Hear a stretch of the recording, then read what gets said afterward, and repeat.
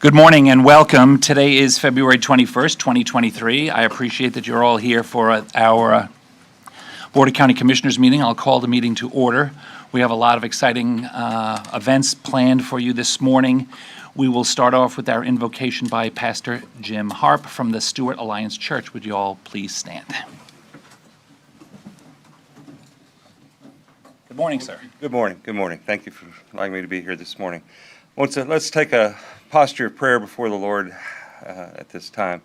Our fathers, we come before you this morning, this beautiful day, and I've been thinking about my words this morning. I've led to the scripture written by the Apostle Paul, St. Paul, in the book of Philippians, where he says, "Be anxious for nothing, but in everything, by prayer and supplication, let your requests be made known to God. And the peace of God that passes all understanding will guard your hearts and your minds in Christ Jesus." Lord, in our world today, we need peace. We need direction. We need guidance. And God, we believe that you are the source and the author of that. So, Lord, we come with thanksgiving this morning. We thank you for this nation we live in. We thank you for this state. We thank you for this county where you have placed us in your sovereignty and your goodwill. You've placed us here to bloom where we're planted for you. So, God, I thank you for that this morning. And I pray for wisdom especially for these elected officials that you have placed here to guide and direct us as citizens of Martin County. Lord, that you would give them direction, discernment, creativity, whatever is needed, Lord, to make the decisions that will bring a peaceful life to all of us. So, God, we thank you. We give you praise this morning. Bless especially this meeting today and all that's on the agenda and all the special things that are promised. Lord, may you manifest yourself in and through each one, we pray. In Jesus' name, amen. Amen. Please be seated just for a moment. I'd like to call up a member of our U.S. Coast Guard, George Hathaway, who will give us a brief introduction of who he is, and then he will lead us in the Pledge of Allegiance. Sir, good morning. Hello, good morning. George Hathaway. I was in the U.S. Coast Guard 30 years, the other service. A lot of people forget about it. I grew up in Florida, was a beach boy, and decided, I'm going to join the service. So I figured the Coast Guard, there'll be a beach wherever I get stationed, so it's a great place, go. So I joined, ended up going in the aviation field, did a lot of search and rescue, flew in SEMA authorities at first, and then they came out with this new rescue swimmer program, and jumped all over that, being a surfer, and I love the water and everything like that. So I was one of the very first rescue swimmers, and when I joined, I thought I'd be near a beach. Little did I know I'd be doing 2 tours in Alaska. So as a Florida boy, that was not fun. And then I did that. It was a very rewarding career, and I loved every minute of it, and I'd do it all over again. So thank you.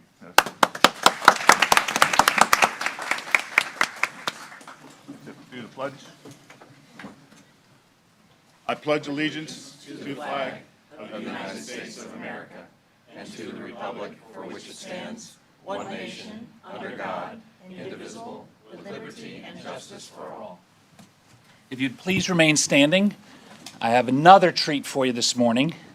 Our guest singer, I had the opportunity, I was at the Martin County North Little League opening day this weekend, and there was an angel that sang the national anthem, and I asked if she would come this morning to sing for us, and she was nice enough to do that. Her name is Adeline Yule. She is 10 years old. She's in 5th grade at St. Joseph's, and she's here with her mother, Jacqueline, and she will now sing the national anthem for us. Good morning. Adeline, good morning. Oh, say, can you see by the dawn's early light what so proudly we hailed at the twilight's last gleaming, whose broad stripes and bright stars through the perilous fights o'er the ramparts we've watched were so gallantly streaming, and the rockets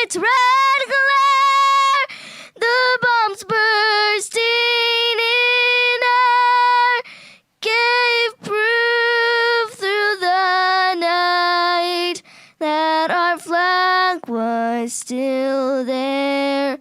Oh, say does that star-spangled banner yet wave o'er the land of the free and the home of the brave.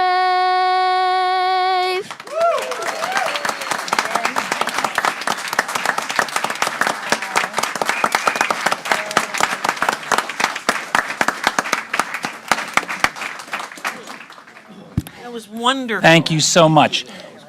10 years old. Most of us, as grown-ups, would not get up in front of the room and sing the national anthem a cappella, so thank you so much. That was absolutely fantastic. I very much appreciate that. You know why she was at opening day? Yes. And if I'm not mistaken, was the opening day the first time she had sung the national anthem in public? This is the second time she's sung the national anthem. All right. Fantastic. If you want, you can go to school now. I shouldn't say if you want. I should say you must go to school now. Thank you so much. I haven't had to tell anyone to go to school. Teacher will be like, why were you late? Well, I was singing. No, we don't want to hear your stories. We have proof. We have video proof. So anyway, we have a lot of exciting proclamations and good news to share. You know, we say it repeatedly, and I think most people, especially those that come to our meetings and follow along, understand that we are very fortunate to live in a remarkable community. And this morning, we have a couple of recognitions to show you just how remarkably lucky and fortunate we are to live in this community. And we will start our first proclamation is a presentation of Martin County Ocean Rescue with Beach Patrol of the Year. And so that is remarkable. Ms. Beaupre, are you doing these? No, I believe Ian we have Monteglace? Not, are Chief you- Napoli coming up. No, Rocco, you're next. You're hazmat. Are you doing both? Wow, all right. 2 for 1. Rocco Napoli is here to kick us off. For the record, Rocco Napoli, Division Chief of Administration, Martin County Fire Rescue. And I first would like to say thank you to the commissioners, thank you to the county administrator, and everyone else on the dais for having us here today to present this, I would feel, momentous occasion. So I know there's a busy day and there's a lot on the agenda, so I'm going to speak briefly, and just for a flow of events. After I'm done speaking, I'm going to introduce the Florida Beach Patrol Association's representative, who's to the right of me, and then he's going to speak briefly and then present the award to Ocean Rescue Chief Ian Mojolat, and then he will close it out. So Ian, he's been in the organization about a decade now, and his rise up to where he is now has been an interesting one. He was able to come through the ranks and attain the level of captain. He did that for many years. And then last year, there was an opening in a position for an ocean rescue chief. So Ian applied for the position, and he was promoted. Just under a year, I can convincingly say he was the right person for the job. And this is the culmination of that. This is the reason why we're here. This is one of those sum of all parts that proves that he was the right decision. I don't want to take any thunder away from the other two, but I will say his leadership that he's exuded and he demonstrates is impeccable. It transcends and bleeds down to the rest of the organization, and he's a forward thinker, and he has great critical thinking skills, and he is a visionary, and we appreciate that. And again, it's evident today. There's a multitude of things I can speak about to validate why we are here and why they received this award. It would be too long to discern right now, but the leadership he exudes, and it couldn't be accomplished without the other lieutenants and the captain that are in Ocean Rescue as well. And of course, the most important asset that any organization has, whether it's public or private, are the people. And the people I'm referring to is Ocean Rescue lifeguards themselves. They, in conjunction with our Ocean Rescue leadership, have made this an awesome agency to work for, and it's evident today. And I don't want to take any more of your time, so now I'd like to introduce the gentleman to my right from the Florida Beach Patrol Association, and he will introduce himself on the microphone. Thank you. Good morning, Chair, County Administrator. My name is Chief Joe Westerman. I'm from Manatee County. I'm also the representative from the Florida Beach Patrol Chiefs Association. Behind me, you'll see a bunch of chiefs and captains from around the state of Florida. If they stand real quick. Wow, that's the whole team. They cover both coasts all the way up through the Panhandle, through the state. Our organization represents 52 organizations from around the state of Florida.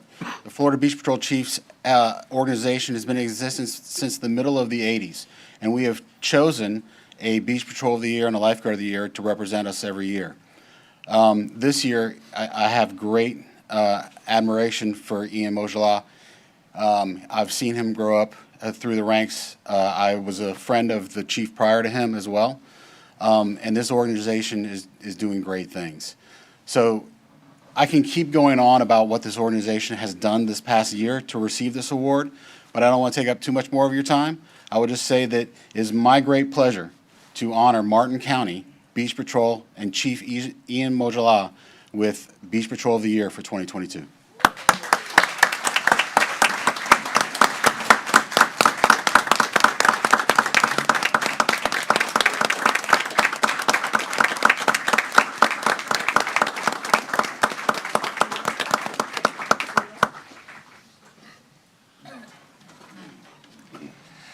I would never in a million years have pronounced your name appropriately or correctly, so I apologize. Congratulations. We are thrilled. First off, so many of your colleagues from across the state to come. We really appreciate that. Welcome to Martin County if you haven't been here before. And your organization and the team, as Rocco mentioned, as your commissioners, could not be more happy and proud of you. So congratulations. Thank you very much. Please say a few words. I just wanted to say a few thanks. 2022 was quite a year for Martin County Ocean Rescue, just to reiterate. So I'm thrilled to be part of the positive changes that we've made and the accomplishments of this department.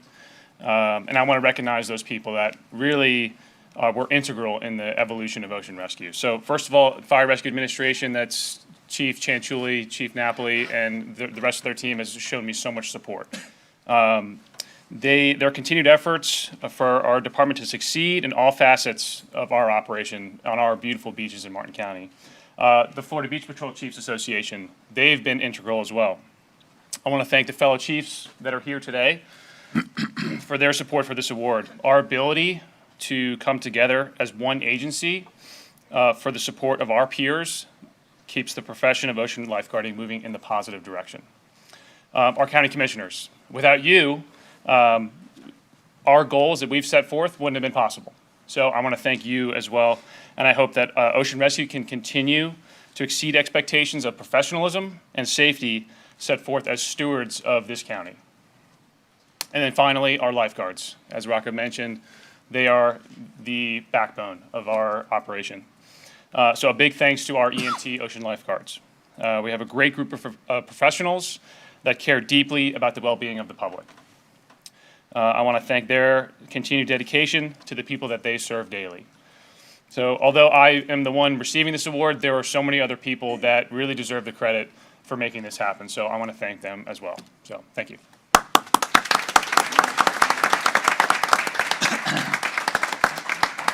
Thank you very much. Okay, following along with recognizing our unbelievable team in Martin County, our next proclamation is a presentation of Martin County Fire Rescue's Hazmat Team awarded first place at the 2023 Hazmat Team Competition. And good morning, sir. Good morning. More good news. Yes, more good news. Good morning, Commission. Joshua Shell, District Chief with Martin County Fire Rescue. I wanted to take this opportunity to speak about Martin County Fire Rescue's hazardous material team and some of their recent accomplishments. I oversee the operations for the hazmat team alongside of Chief Rick Sturl, which I'm going to introduce here shortly. I want to take a moment and explain the day-to-day operations and capabilities of our team before I turn it over to him.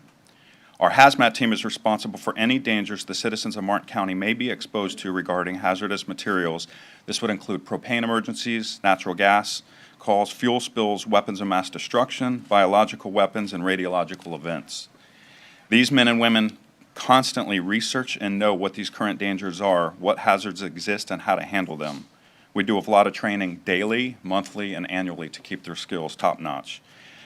We do a lot of training in the Tri-County area as well as throughout the state, and I can assure you every event that we attend, they're highly spoken of for their knowledge, skills, and abilities and their performance. The reason we are here this morning is to talk about our hazmat team attending a competition in which involved many organizations throughout the state and them coming home with the first place trophy overall.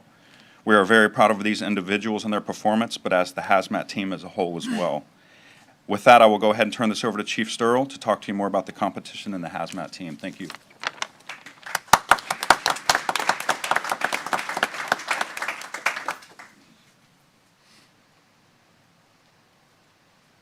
Good morning, Battalion Chief Rick Sturl, Martin County Fire Rescue, and we've got our three competitors here, Tyler Just, Ryan Law, and Ryan Matos. And it's exciting for us, and again, just like the lifeguards that just did, this is an opportunity for us to showcase the talent and the high caliber of employees that we have with Martin County Fire Rescue. A lot of people stare away from hazmat, especially when they get into fire rescue. So it's a real specialty, but it's a huge need, as Chief was just talking about. And the number of calls that we run, the variety of calls from the littlest, just a CO alarm to weapons of mass destruction. And we watch the wavering change throughout the country. And you look here recently in the past few weeks around the country, the number of huge hazmat calls that have gone on. The most exciting thing is these are three individuals that represent our entire team that serves Martin County every day. And these guys went to compete in an annual competition. And this is an opportunity that allows teams from around the country to come to one location and compete. The more exciting side of this is these guys did, I don't want to say they did zero preparation, but most people prior to going to an event, they put a lot of extra time, a lot of extra duties and everything into it.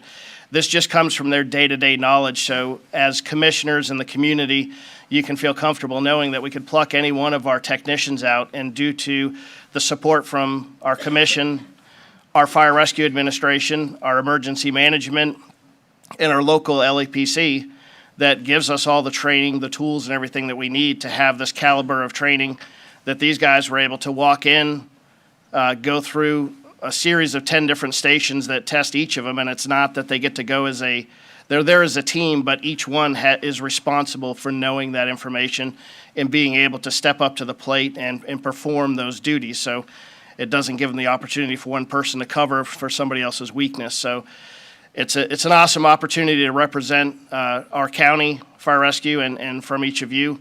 And for what these guys did, knocked it out of the park. And again, it's just a representation of the caliber of employees that we have with Martin County Fire Rescue. And we appreciate the continued support. We're excited to represent and bring home the first place trophy. Turn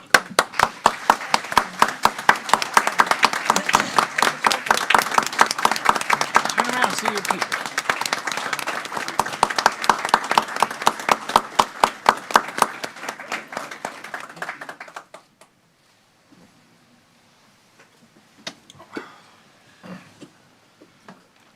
Thank you very much. Appreciate that. Nice to be recognized at the state and in the hazmat situation nationally. We'll allow those folks to clear out. Ms. Beaupre, are you ready? Our next proclamation is a presentation of a proclamation previously approved via the consent agenda, and will be presented by Ms. Beaupre. You are recognized. Good morning, Commissioners. This is a proclamation declaring Black History Month in Martin County, Florida.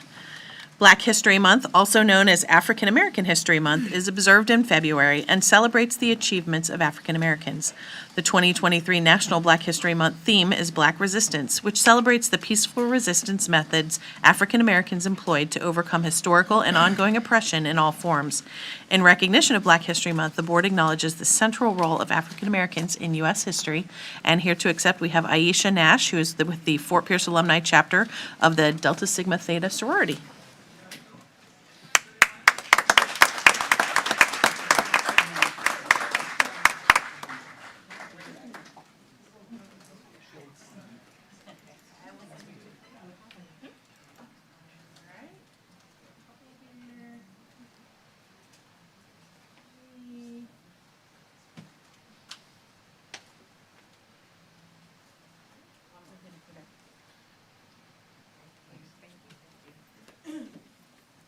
Good morning. Morning. My name is Aisha Nash, and on behalf of our chapter president, Jacqueline Fuller Rahid, we do want to thank Martin County Board of Commissioners for this proclamation. We hope that it encourages all people to continue to educate themselves about the little-known facts of Black history and the current trailblazers who are currently making history. We also hope that this proclamation continues to form a relationship between our organization and the board, in which a little more than 1/3 of our chapter members actually reside here in Martin County. A little bit about our organization. Delta Sigma Theta Sorority Incorporated was founded on January 13th of 1913 by 22 collegiate women at Howard University to promote academic excellence and provide assistance to those in need.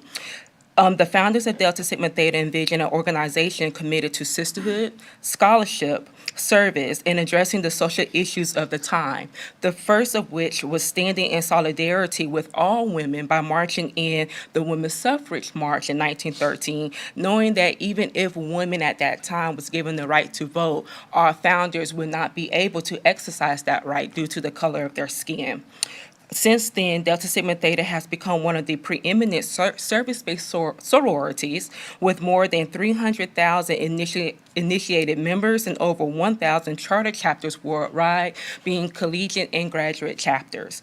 The Fort Pierce Illuminae chapter was chartered on September 19, 1960, by 13 tenacious women with hopes in their hearts and a readiness to serve. We continue to carry forward the mission of our organization throughout the communities we serve, Indian River, Martin, and St. Lucie counties. We put on a host of community service events, and hopefully one day soon that we will be able to partner with the commission or any other entity in Martin County. Thank you. Thank you.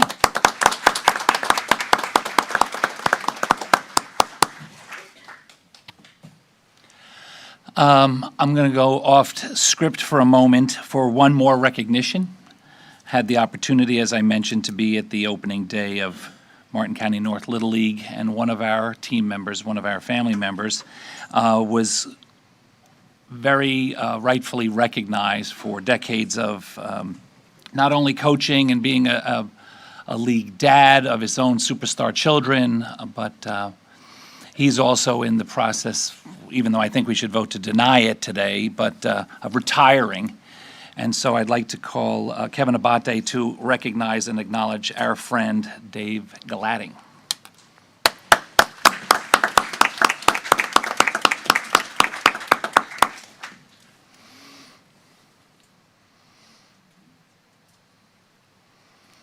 Good morning. Good morning, Board. Kevin Abate, Parks Director.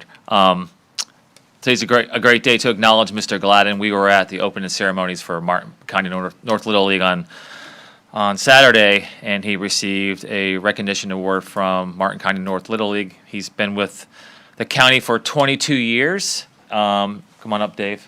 And Dave has provided incredible service for all the sports leagues, soccer, baseball, cheerleading, basketball, every league, he probably knows every parent and every coach in the entire county. He's an outstanding employee. He will be missed by our department. We're working hard to have a succession plan and to get as much institutional knowledge as we can out of him before he leaves. But David, congratulations. Did he get a park award as well?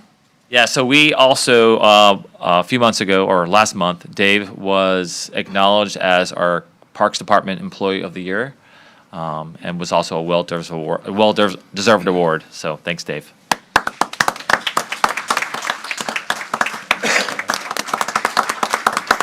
Thank you, everybody.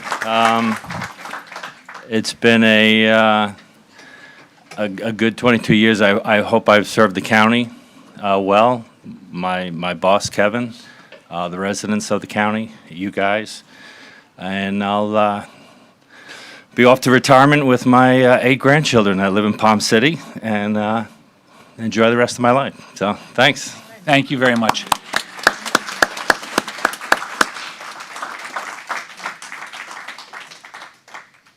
Okay, it's also graduation day for our citizens who have participated as Class 61 of our Martin Cares program. And to kick off the festivities is our Assistant County Administrator, Mr. George Stokas. Good morning, sir. Good morning, Mr. Chair. Martin County provides a behind-the-scenes look at the programs and people of the Martin County Board of County Commissioners with our Citizens Academy and Resource Education Series, or as we know it, CARES. It's designed to provide attendees with an opportunity to learn what Martin County government is all about. We are thrilled to bring Class 61 in, our first class since the pandemic. I also want to thank all the departments and staff that helped put this excellent program on. It was really a hard reboot. We took a good look at it, and I think we made it even better than it was before. We'll be offering one more class this year beginning in March, and then we'll start working on next year's program. These residents spent 6 days with us learning more about how we use taxpayer funds to manage programs and projects benefiting the residents, visitors, and the environment. Upon completion of the program, they have now joined over 2,500 other residents who have firsthand knowledge of the structure and function of county government. And now, Mr. Chair, I'd like to present to you Class 61. I'd like to invite you all to come down into the well, and we will then hand out their participant certificate. If the participants could please come up to my left to receive their certificate and shake the hands of our commissioners.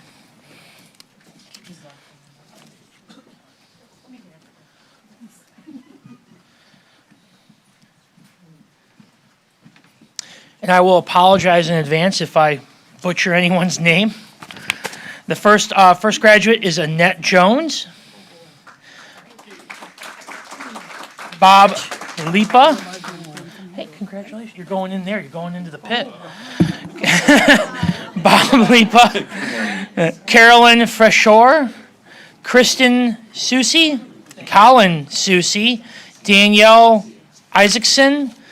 Diana McNamara, Eileen Meisel, Gail Goldie, Grace Phillips, Jacqueline May, Jay Ripas, Jean Ritaco, Jessica Levy, Jessica Malasek, Jim Anderson, Jody Martin, John Ritaco, Judith Ann Just, Karen Helmers, Kathy Soto, Kimberly Lehman, Laura Giobi, Marianne Keefe, Martin Weber, Marty Purdy, Mary Callahan, Maureen Curley, Ned Hurley, Nick Gulata, Norian Warner, Patrick Donegan, Philip Ratchford, Ray Soto, Richard Barna, Rick Lopian, Rita Jean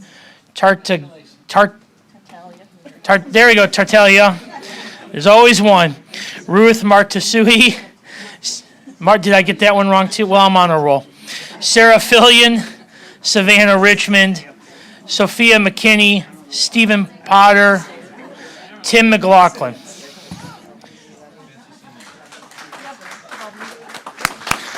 And I also want to take this time to offer a special thanks to Dana Stonebreaker.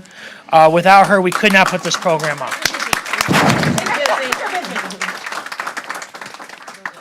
Do we want to do a photo quick and then we can do the... We do.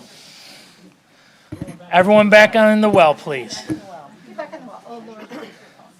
Oh, this is yours. Oh, we traded the survey.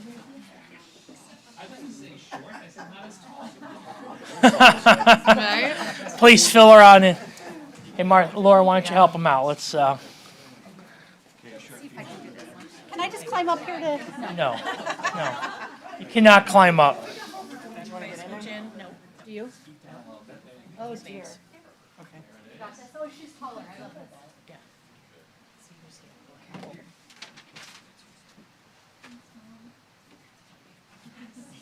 this. That's it. Thank you very much. Way too easy. Guys. Yeah. You can either stay or do your students. That's the halfway point. Next Thursday, you start again. 6 a.m. You did a nice job. Thank you. Yes, I will. No, it's just right after. Awesome.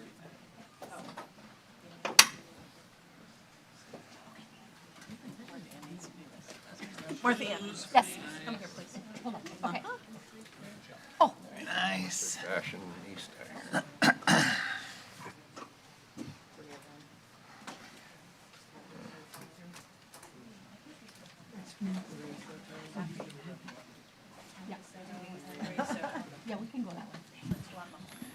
Stacy and Doug signing autographs. Terrific.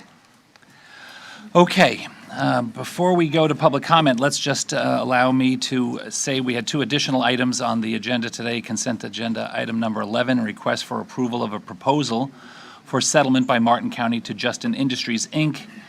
in the case of Justin Industries, Inc. versus Martin County, case number 2018-CA-638, Martin County Circuit Court. And consent agenda item number 12, adopt a proclamation declaring Food Awareness Week in Martin County, Florida.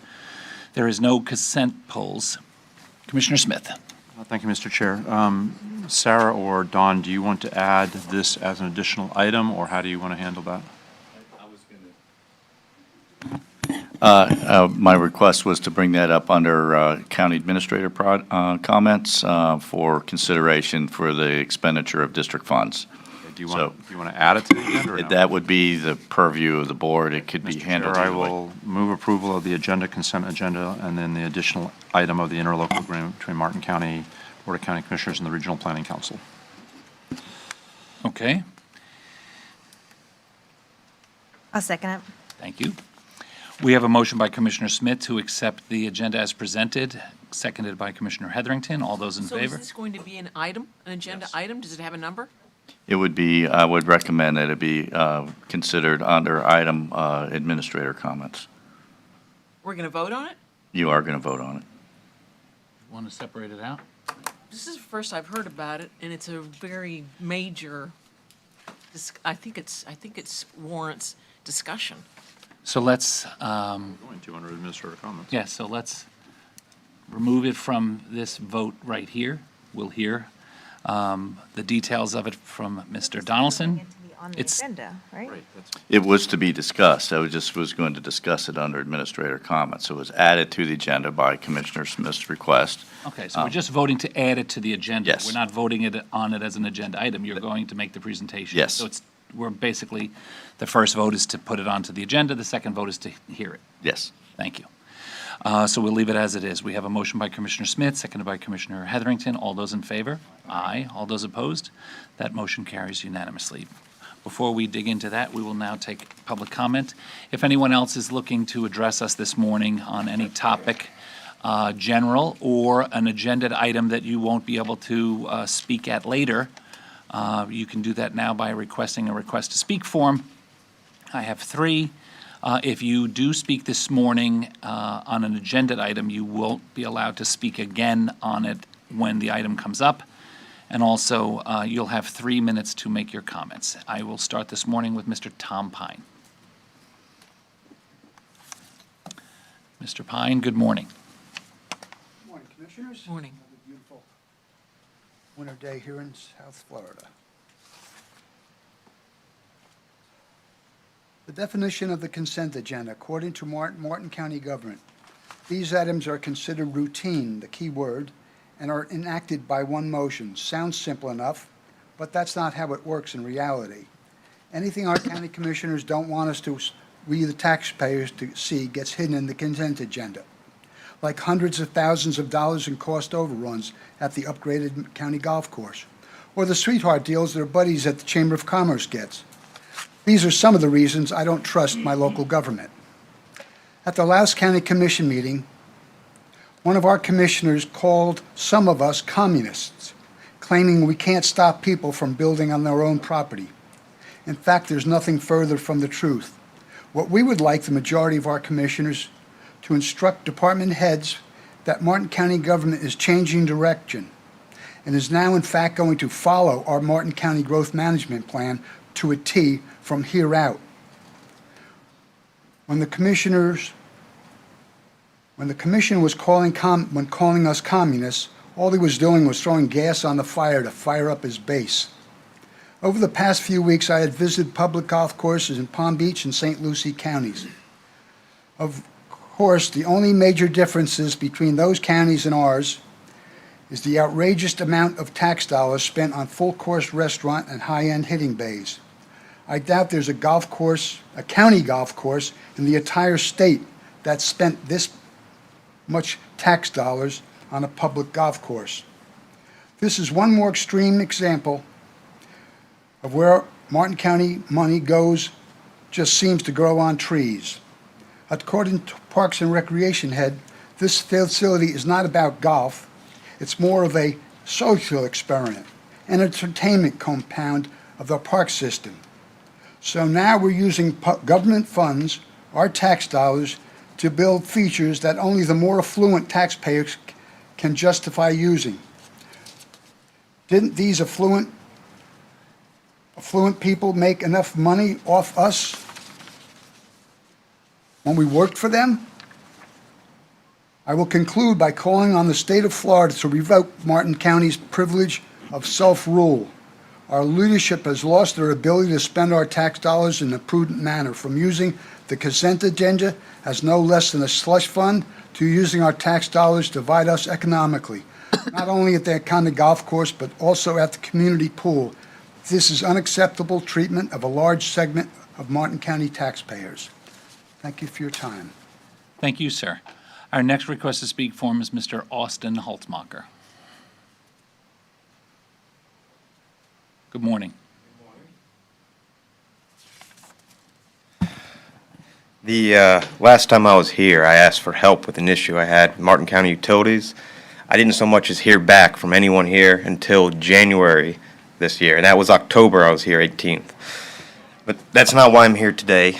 There's a problem with Martin County Utilities. And I'm not the only customer who's had a problem with them, but there's nowhere to vent for anyone. There's no real oversight or customer protections. They regulate themselves. They decide if they are right or wrong in almost every issue. There's no impartial third party watching over Martin County Utilities. It tips the scales in favor of the utility company instead of the consumer. As much as the commission here might like to, which that's a joke, of course not, providing oversight to Martin County Utilities with its large customer base is just too much of a task. People like me have been slipping through the cracks of Martin County Utilities when the system fails. Every other county in Florida, with the exception of one, has moved away from a municipal monopoly system like we have here in Martin County. And it might work for a smaller population, but the size the county is now, there needs to be a third-party oversight commission. Every other county that doesn't have a municipal service has the Public Service Commission set up by the Florida legislature to govern utilities. We don't have that here with Martin County Utilities and the water system. I've gone nearly 6 months without running water because I've been standing up to bullies in Martin County Utilities customer service. It's unfortunate it's come to this, but there's no other option for me left. This is a lawsuit. You've been served. That's all I have for you today. I didn't want to do this, but I've no other options. And so I look forward to your reply in court. Thank you, sir. Our last request to speak form this morning is Mr. Jeff Whitman.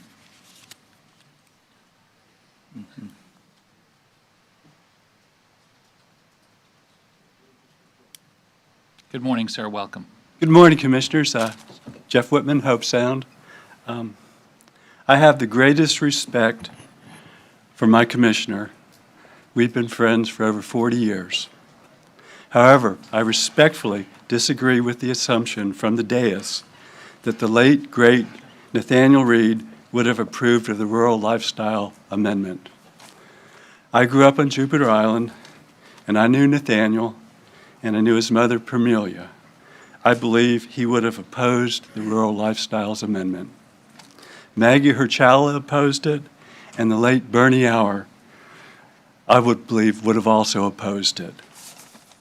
The people of Hope Sound, okay, the way the comp plan stands now, I believe a Moroso Motorsports Park could be built west of Hope Sound. The people of Hope Sound do not want this. They also worry about Bridge Road having to be widened to 4 or 5 lanes. Thank you, Commissioner Jenkins, for bringing up the Canopus. We fought that battle back with Bill Watson 40 years ago, and we won, sorta. And I support Mr. Jenkins' idea to bring in the Treasure Coast Regional Planning Council and 1,000 Friends of Florida to flesh out the issues. to my friend Commissioner Campy, your statement about the wood chippers. You're already in the wood chipper, all of you. And the best way to extricate yourself is through vigorous public discussion. Developers almost always win. As Nathaniel said many, many times, just look to counties to the south and see how developers have destroyed the quality of life. Discovery wins by distraction, holding up a few shiny objects, such as moving the Hope Sound train station and access to Atlantic Ridge Park, while they shred the comprehensive plan. The people of Martin County deserve better. And I'll leave you a quote from the Bible. Woe to you who add house to house and join field to field till no space is left, and you live alone in the land. Isaiah 5:8. And I wonder if Isaiah wasn't speaking about D.R. Horton. Thank you very much. Thank you, sir. That was our last request to speak form. Has anyone else looked to address us this morning before we move on? Seeing none, we will come back now to the commissioners, and we will start with you, Commissioner Hurd. I'm set. Commissioner Jenkins. I'm good too, thank you. Commissioner Heatherington. I'm all set this morning. Thank you. Thank you. Commissioner Smith. Thank you. I'm also set. We will now go to Mr. Donaldson. You had some item you wanted to bring up, sir. I was going to suggest we take it at the end of the day, although we could do it now, but Okay.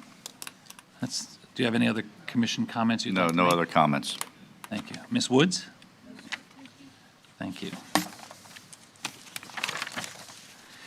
We'll now take our first agenda item, which is Boards and Commissions, Emergency Medical Services Advisory Council appointments. It'll be presented by Ms. Donna Gordon.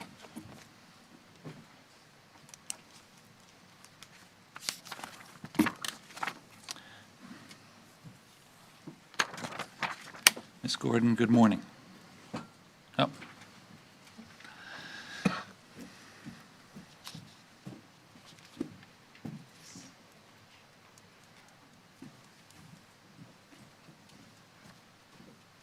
How did that go? How's your day going? So far, so good. Donna Gordon for administration. This is for the Emergency Medical Services Advisory Council. For the Education Community Representative, Dr. Jay Bray received 5 votes. The layperson incumbent, Mr. L. James Levine, received 5 votes. And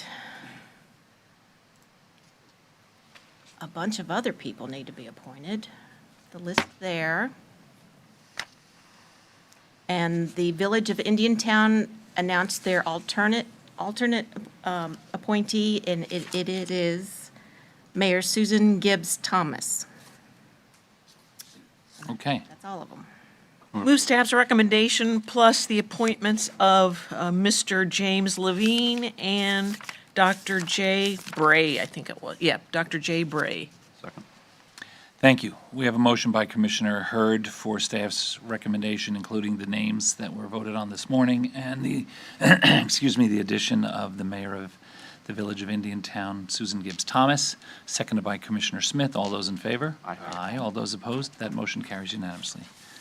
Ms. Gordon, thank you very much. Our next item is public hearing number 1, fund balance adjustments that are necessary for fiscal year 2023. Will be presented this morning by Ms. Jennifer Manning. Good morning. I hope Good you're on morning, the mend. Commissioners. Jennifer Manning, OMB Director. This fund balance item is one every year. We come to the board to amend the budget with the fiscal year ending, the prior fiscal year ending fund balances, and they're done for several reasons.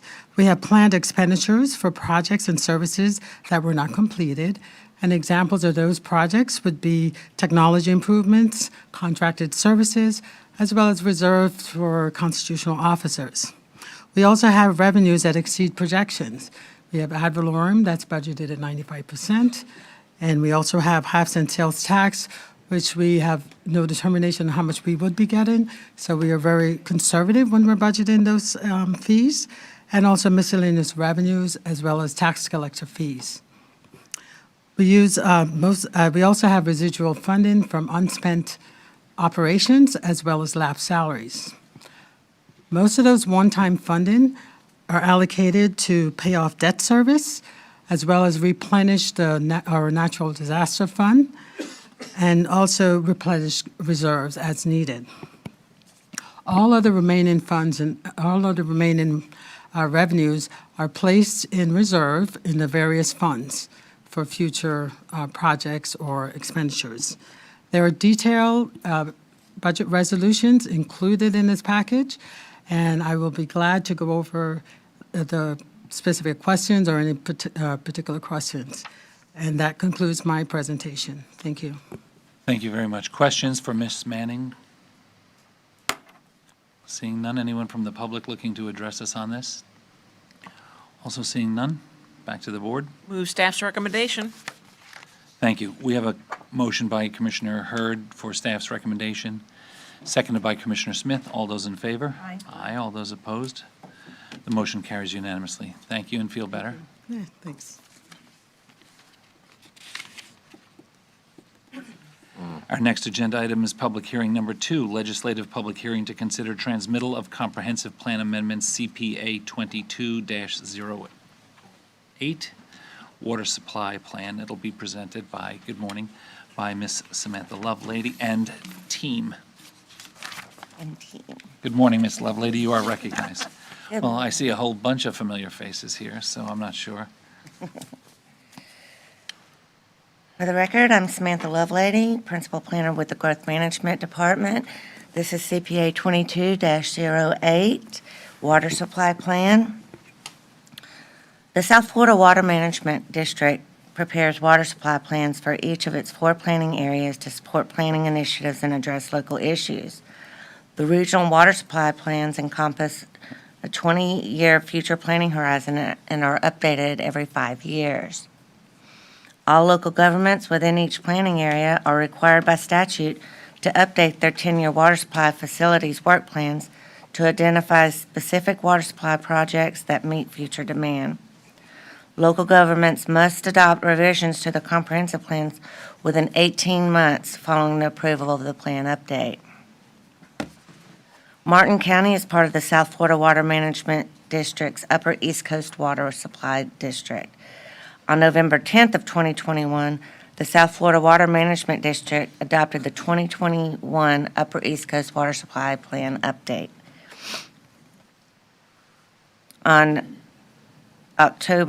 Therefore, revisions to the Martin County Comprehensive Growth Management Plan must be adopted by May 10th of this year. On October 11th of 2022, the BCC adopted Resolution 22-10.2 to initiate this comprehensive plan amendment.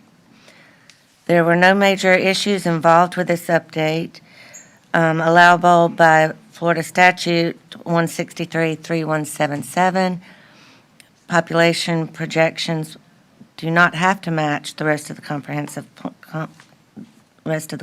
plan. That's because the demand projects are based on water supply demand, in other words, water customers. There were, if you'll allow me just a moment, I did have it on the desktop, but it's not there now. There are a couple figures in the Chapter 11. Figures 1 and figures 2.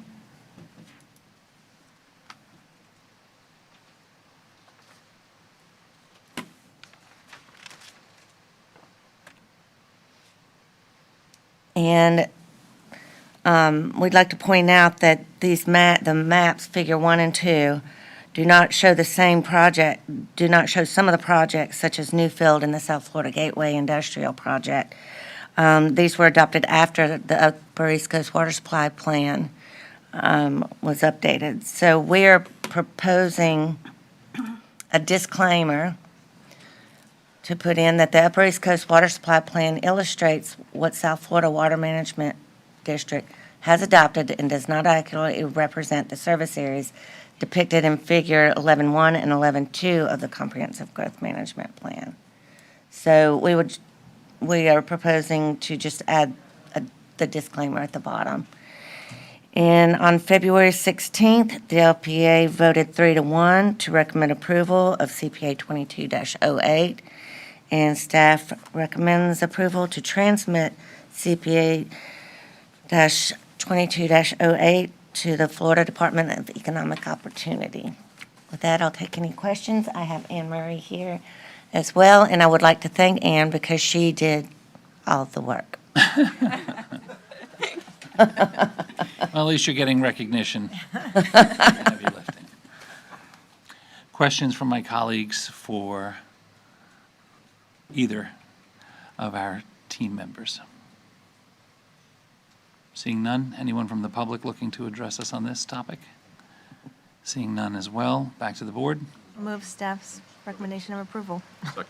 Thank you. We have a motion by Commissioner Heatherington for staff's recommendation of approval, seconded by Commissioner Smith. All those in favor? Aye. All those opposed? That motion carries unanimously. Thank you. Thank you so much. Our next agenda item is public hearing number 3, legislative public hearing to consider adoption of a comprehensive plan amendment, CPA 22-03, Barron Landings. It's been requested to be continued until March 21st. I'm not sure what needs to happen in order for that to take place. Ms. Good morning, Commissioner Elise Elders. Elder, Deputy County Attorney. So this is a public hearing, so we need to open the public hearing. Mr. Raines will present his request, and the board needs to vote on it. Thank you very much. I will open public hearing number 3. I see that Ms. Daphne Schwab is here. Is it Schwab? Schwab, I'm sorry. I'll highlight the C more. Schwab. And Mr. Bob Raines is here. Mr. Raines, do you have something you'd like to share with us? No, good morning for the record. Bob Raines here on behalf of the applicant. Given the new kind of case law out there and requirements, it would be my suggestion, instead of tabling it to a date certain, we'd just like to go ahead and table or continue it at this point in time, and not to a date certain, because we're going to have to send out notices and advertising anyway. So as opposed, that way we can figure out exactly when we want to bring this back. So, did you hear what he? Yes, I did. So they are going to continue it not to a date certain, and they have to send out new notices and advertisements, which they would have to do anyway, because there was a new case that came out that Can you we have explain changed that the for policy. folks that are wondering why this has been continued? Can you explain what has transpired so it wasn't the applicant or the county's staff that has created this situation? Correct. So on February 8th, the 4th District Court of Appeal issued a ruling in a case involving Jupiter Island. In that case, when you continue a hearing at a public meeting, in that case, there was a continuation of a hearing at a public meeting to a date certain, and the 4th District Court ruled that you could not do that you have to re-advertise so everybody has proper notice. So the applicant here is just requesting a continuance. They will re-advertise for the date that they would like. They'll send new notices out to surrounding property owners. The county will properly notice it moving forward. Thank you. so our request is just for a continuance. Okay. Anyone from the public looking to address us on this topic? Seeing none, any questions from my colleagues? If not, Move to continue. Second. we have a motion by Commissioner Hurd to continue this item, and it was seconded by Commissioner Jenkins. All those in favor? Aye. All those opposed? The motion carries unanimously. Thank you very much. Thank you, Mr. Raines. Our next public hearing is quasi-judicial, public hearing number 1, a public hearing to consider amendment to the Martin County Zoning Atlas to change the zoning district classifications for CPA 22-03. Barron Landings, similar to the last situation, it's looking to be continued. I will open it up as a hearing. Do I go through the entire process? You could just open it up and we can just move to continue. The quasi-judicial process doesn't have to take place? Well, we're not going to have any evidence presented. We're just going to do a motion to continue, and an attorney doesn't get sworn in, so Mr. Raines can just do his request. That's why I asked you. Raines, you are Again, recognized, for the sir. record, Bob Raines here on behalf of the applicant, and again, we would request a continuance of this item. And we will again send out the proper notices at that time when we have a date certain. Thank you. Anyone from the public looking to address us on this topic? Seeing none, back to the board. Move to continue. Second. Thank you. We have a motion by Commissioner Hurd to continue, seconded by Commissioner Jenkins. All those in favor? Aye. All those opposed? The motion carries unanimously. Thank you very much. Have a good day. Thank you, sir. Our next agenda item is public hearing quasi-judicial number 2, request for approval of the First Amendment to the South Florida Gateway Planned Unit Development PUD agreement, including revised master site plan and revised infrastructure final site plan S265-010, and it will be presented by Ms. Allison Rozek. Rozek? Hi. Hi. Good morning. Good morning. Welcome to the team. Thank you so much. I appreciate that. Yeah, good, turn in your, we also have to. Oh, I apologize. Yeah, I'm getting a whisper, thank you. I'm just off somewhere else. This is quasi-judicial, so I'll ask my colleagues if they've had any ex parte communications. I do, and they're filed. Commissioner Heatherington? New and they've been filed. Commissioner Jenkins? If I do, they've been filed. Commissioner Hurd? If I have any, they've been filed. And that's the same with me. Anyone that will be offering any testimony that's not a lawyer, please stand up and be sworn in. Raise your right hands. Do you swear or affirm the evidence you're about to give will be the truth, the whole truth, and nothing but the truth? Is there any return receipts that are necessary at this time? None required. None required. Oh, I'm sorry. They were turned in at the LPA, but none required for this meeting, yeah, sorry. Okay. So they were turned in at the LPA meeting, and is there anyone looking to intervene? There are no interveners. Thank you. Now you can begin.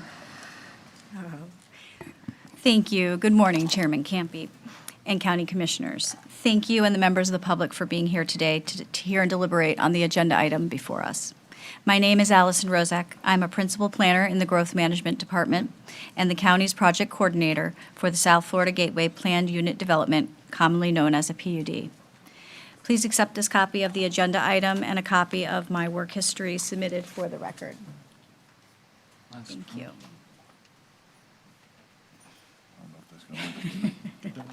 Yeah, thank you. Oh, sorry, we could go back. We're here today to present the application for the South Florida Gateway PUD amendment, which includes a revised master plan and a revised infrastructure final site plan. The agent for the project, who is also here today, is Morris Crady from Lucido and Associates. The PUD is a freestanding urban service district approximately 1 mile south of 96th Street and 2 miles west of the Florida Turnpike and I-95. The site is approximately 184 acres, consisting of vacant industrial property, and contains no wetlands and nor any native habitat. The PUD was adopted by the board in February of 2022. Construction of the infrastructure began June 2022 and continues to be underway. All access points and improvements to State Road 76 Canner Highway are remaining the same.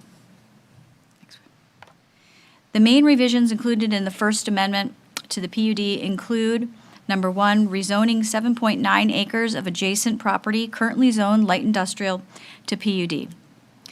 Number 2, adding the rezoned property to Lot C of the PUD, creating 7 rather than 6 developable lots. Number 3 is modifying the timetable and responsibility for the construction of the road Waterside Way, which will now be public rather than a private road.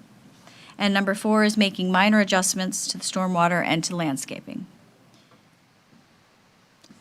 The 7.9 acres being rezoned and added to the PUD is shaded in gray before you and is proposed to become part of Lot C1. If you can see, it's a little blurry, but C1 then will be split into Lot C2 and C1, which again makes 7 rather than 6 developable sites. All other developable lots are remaining the same. Staff has reviewed the development application and finds it complies with all applicable Martin County planning and land use development regulations. Staff is therefore recommending that the board take the following 4 actions. We, number 1, move to receive and file the agenda item and its attachments, including the staff report as Exhibit 1. Move that the board approve the First Amendment to the South Florida Gateway PUD agreement, including the revised master site plan. Move that the board adopt a resolution approving the request for rezoning of the 7.97 acres property from limited industrial to PUD zoning. And move that the board adopt a resolution approving the South Florida Gateway PUD revised infrastructure plan. That concludes staff's presentation today on the South Florida Gateway PUD First Amendment. We're here for you and to answer any questions that you may have. Thank you very much. Excellent job. Miss, any questions for staff? Seeing none at this time. Mr. Crady, good morning. You are recognized, sir.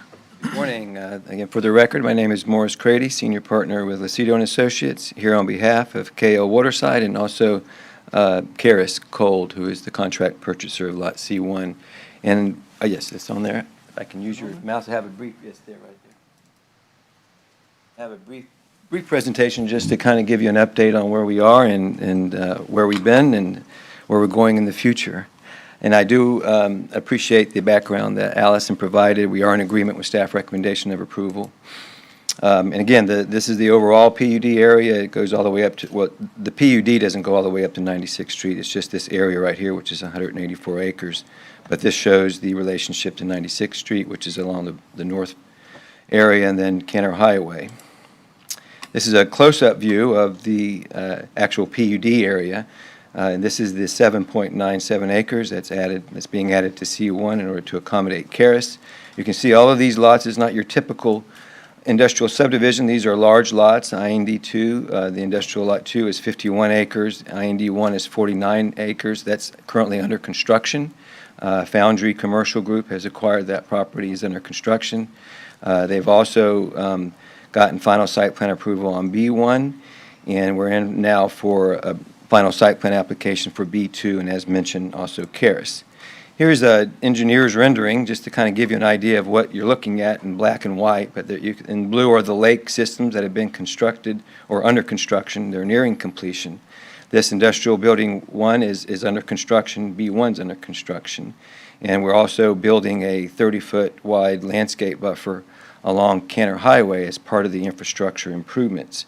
In addition, we're extending utilities from 96th Street and building 2 access points.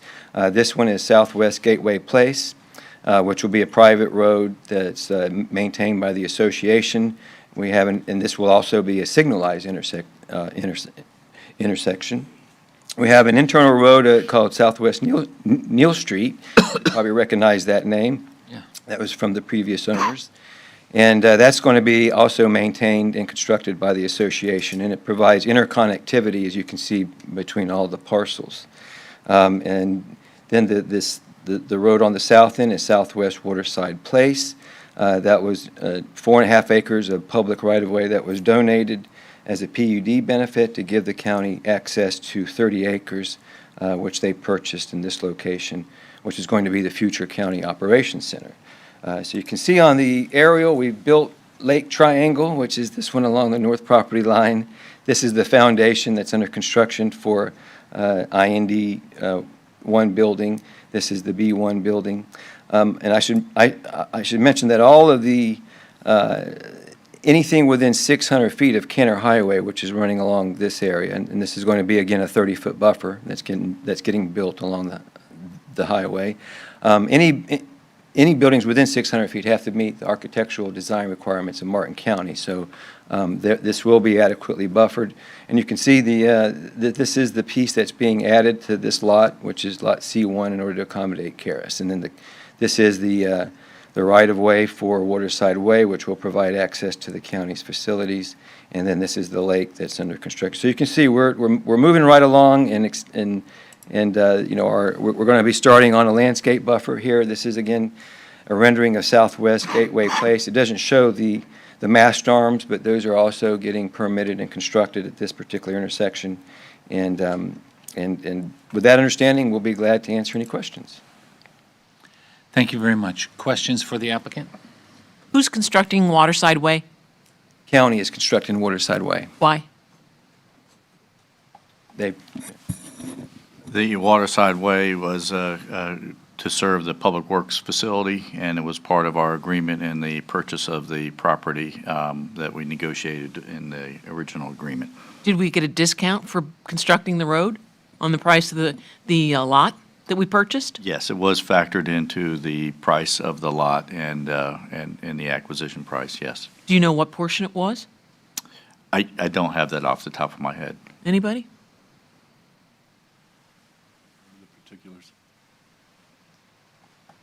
I wasn't part of the negotiations. Who was? I was, and our Public Works staff, along with the property owner. What's the cost of the road? I can get that back to you, Commissioner. I think it was on the order of $400,000 or $500,000 for the cost of the road.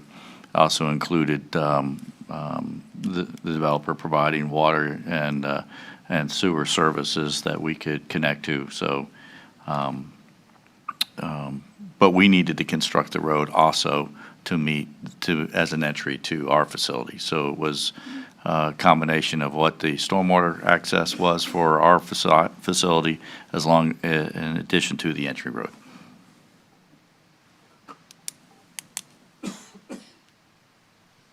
Anything further?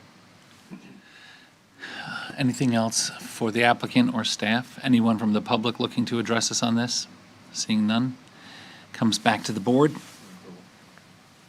Second.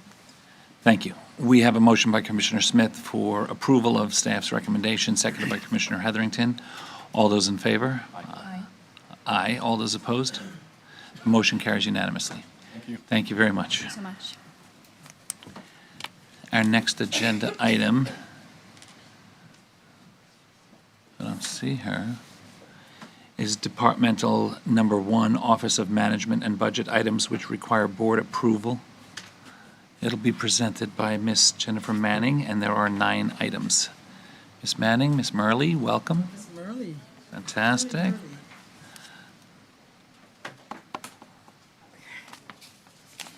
Just sit in. Go ahead. Good morning. Morning. Stephanie Murley, Office of Management and Budget, here to present the OMB item. First we have up is a permission to apply for the American Association of Retired Persons Community Challenge Grant for the amount of $20,000. And this will be used to purchase and install items such as grab chairs, chair lifts, and staircase handrails.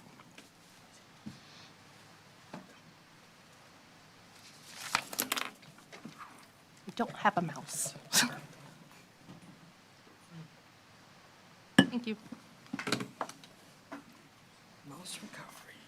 Next up, we have a permission to apply for the Bureau of Justice Assistance Grant for the Mental Health Collaboration Program Grant for Human Services. We're requesting $550,000 over a 3-year period with no match required. This is for the programming of mental health court to avoid incarceration and lower the strain on the Martin County jail system. The next item, we have a permission to accept the Florida Department of Transportation agreement for the Martin County Airport. This is a grant award of $20,675 for the installation of a new automated weather observation system. FDOT will cover 5%, and the total cost will be $413,500 required to install. We have a forthcoming FAA grant that will fund 90% of the project cost, with the remaining coming from the Airport Enterprise Fund. Number 4 is permission to accept the local agency program supplemental for the resurfacing, widening, regrading of swales, installation of drainage pipe, bike lanes, and new signage. This increases our total funding for construction of the project by $890,015. Martin County has no match on this. Number 5, there's two parts to this. Is our Martin County Sheriff's Office E911 state grant for GIS data support and the Motorola Vesta contract amendment. The state of Florida is giving us $531,483 to upgrade the county's 911 Vesta next generation core services. There is no grant match for this. And then the permission to approve the First Amendment to the Master Service Agreement and Service Order Agreement with Motorola Solutions Connectivity is required in order to purchase those items for that grant award. Item number 6 will be pulled from this agenda, and Mr. Donaldson has a couple of comments on that. So, Commissioners, about several weeks ago, you had several officers of the court come and talk to you about the continuation of a mental health court. Staff put together a program of which this was a part of to try to fund that through the remainder of the year with some other funds, including those derived from the opioid settlement. In the last few days, what's been called into question is the eligibility of some of those funds to be used for this. So in order for us to fund through the remainder of the year, which is $180,000, would require general fund. And so we're requesting that that this essentially be withdrawn or amended, that the funding of the mental health court would come out of general fund reserves. We'd already allocated $50,000 in fund balance for that program, and the remaining funds were going to come through some reserves in the mental health court system and again, these opioid fees. Given the concern on how those funds can be spent, we're withdrawing that and substituting the request that the $180,000 be authorized from general fund reserves. And that's our recommendation. Thank you. Is it 108 or 180? 180, of which 50 is already allocated, so, but I think that, just to be clear, it'd be 180 from reserves. That only funds us through the given year. That funds us through the given year, and the remainder of the continuation of that, we would, gives us time to look at these other funds and have the options presented to the board during our normal budget process for next year. Commissioner Smith. And when the conversation is appropriate, maybe not during this exact item, but I'd like to have a conversation about our legislative request so that we engage our legislators. Yes. Number 7 is just a request to adopt the interfund loan resolution for the Old Palm City Place project. Back on December 13, 2022, BOCC authorized staff to prepare interfund loan documents for the Old Palm City Place project at the bid award for $500,000 from general fund reserves to be repaid in two $250,000 installments from the Old Palm City CRA tax increment financing. And per our fiscal policy, we just need to establish this via resolution in order to accomplish the repayment schedule. Number 8 is Martin County Sheriff's Office request for a telecommunications market adjustment. The Sheriff's Office is requesting funding for a market adjustment for the telecommunications unit due to vacancies and due to unable to attract and retain qualified individuals at the Sheriff's Office. They are requesting $180,000 out of general fund reserves. And the final item on this agenda is to amend the Sheriff's Office Marine Operations Center at Sanskrit Park. They're currently leasing a portable office trailer at Sanskrit Park in order to have their patrol out there. And we have identified law enforcement impact fees in the amount of $785,000 in order to fully fund their request at the Marine Operations Center. So this is a request to approve the revised FY23 CIP sheet and a budget transfer from law enforcement impact fee reserves. And that is all I have for you today. Thank you very much. Questions for Ms. Murley or Ms. Manning? Seeing none, anyone from the public looking to address us on this topic? Seeing none? Second. Thank you. We have a motion by Commissioner Smith to accept staff's recommendation for approval, seconded by Commissioner Heatherington. Do you want to speak before I the just vote? want to make sure that it included the amendment for item 6 that I spoke to. Yes. And it includes the amendment, item 6, that Mr. Donaldson spoke of.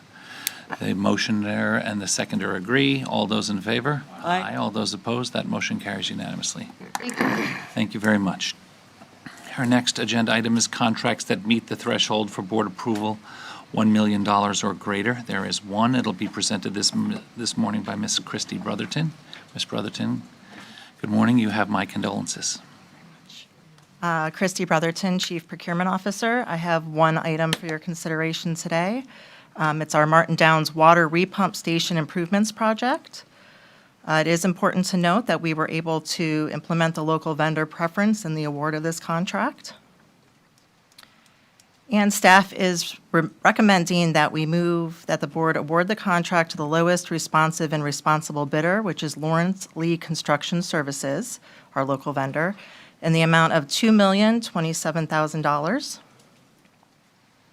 2, move that the board approve the CIP sheet revisions and a budget transfer to move $1.4 million from the Western Utility Extension Project, which is the Martin Downs Repump Station component, to the Martin Downs Water Treatment Plant Project. And 3, move that the board authorize the county administrator or designee to execute any and all documents related to this request. And that concludes this item. Thank you very much. Questions for Ms. Brotherton? Anyone from the public looking to address us on this topic? Thank you. Second. Thank you. We have a motion by Commissioner Smith for staff's recommendation of approval, seconded by Commissioner Heatherington. All those in favor? Aye. Aye. All those opposed? That motion carries unanimously. Ms. Brotherton, thank you so much. Our next item is Department Number 3, an affordable housing update. It'll be presented by Mr. Stokas. I appreciate that. This was something that we asked if we could have some kind of an update monthly to keep us informed of what is happening.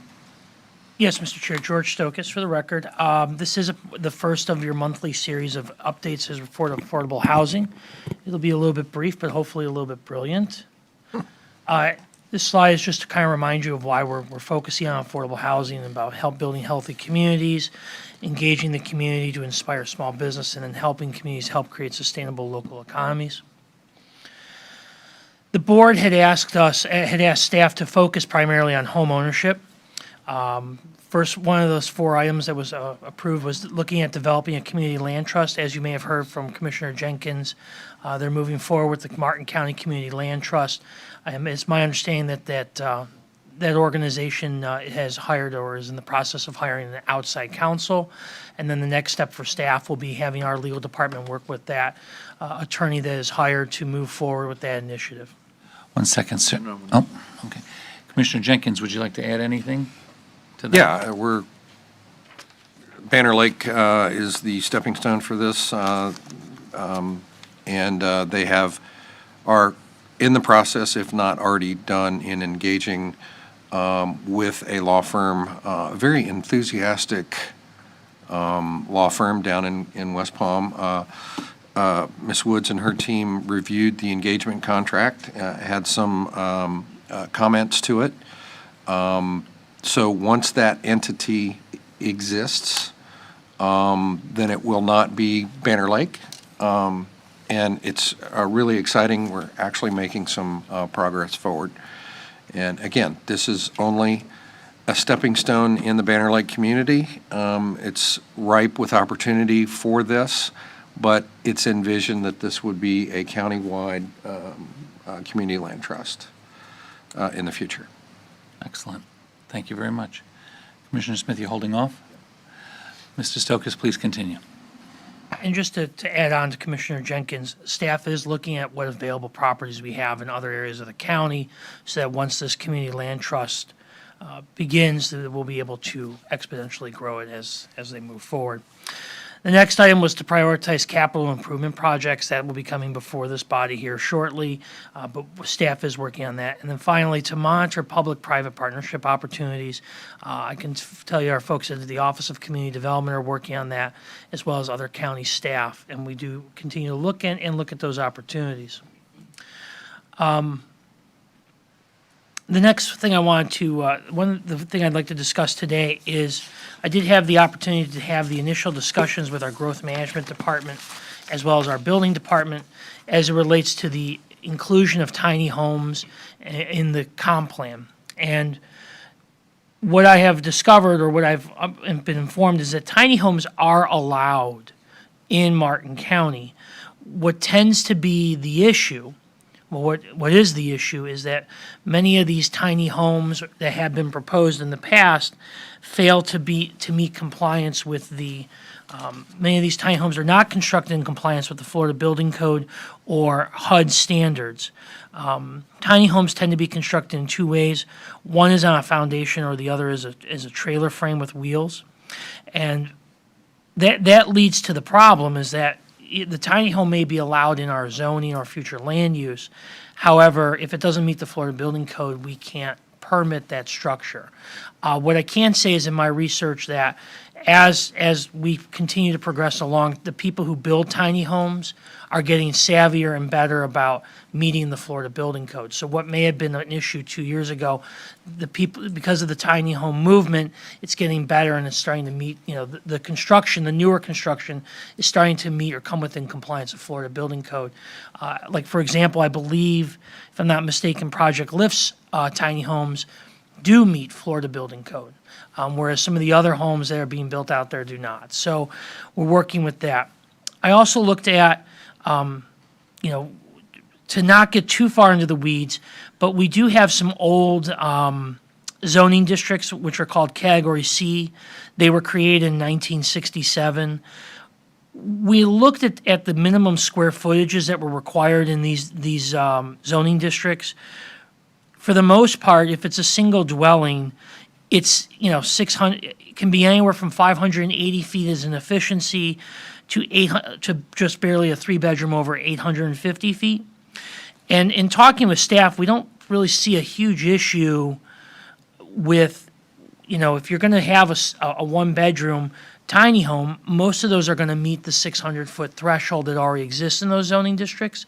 Where you may have some issues is where you're going to use, in an R5, a single-family dwelling structure at 1,000 square feet. So if you had someone that was on a 5-acre and being lower than that.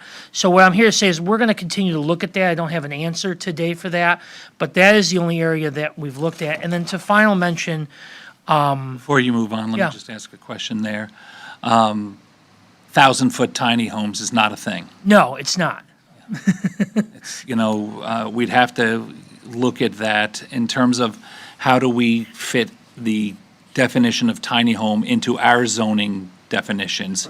We need to figure out what is a tiny home, because some of them are 350 square feet that become the most affordable option and the sort of the opening price point for these. So I'd rather we figure out what type of tiny homes we're looking for and then craft our language to accommodate them versus making a larger tiny home to fit into our categories.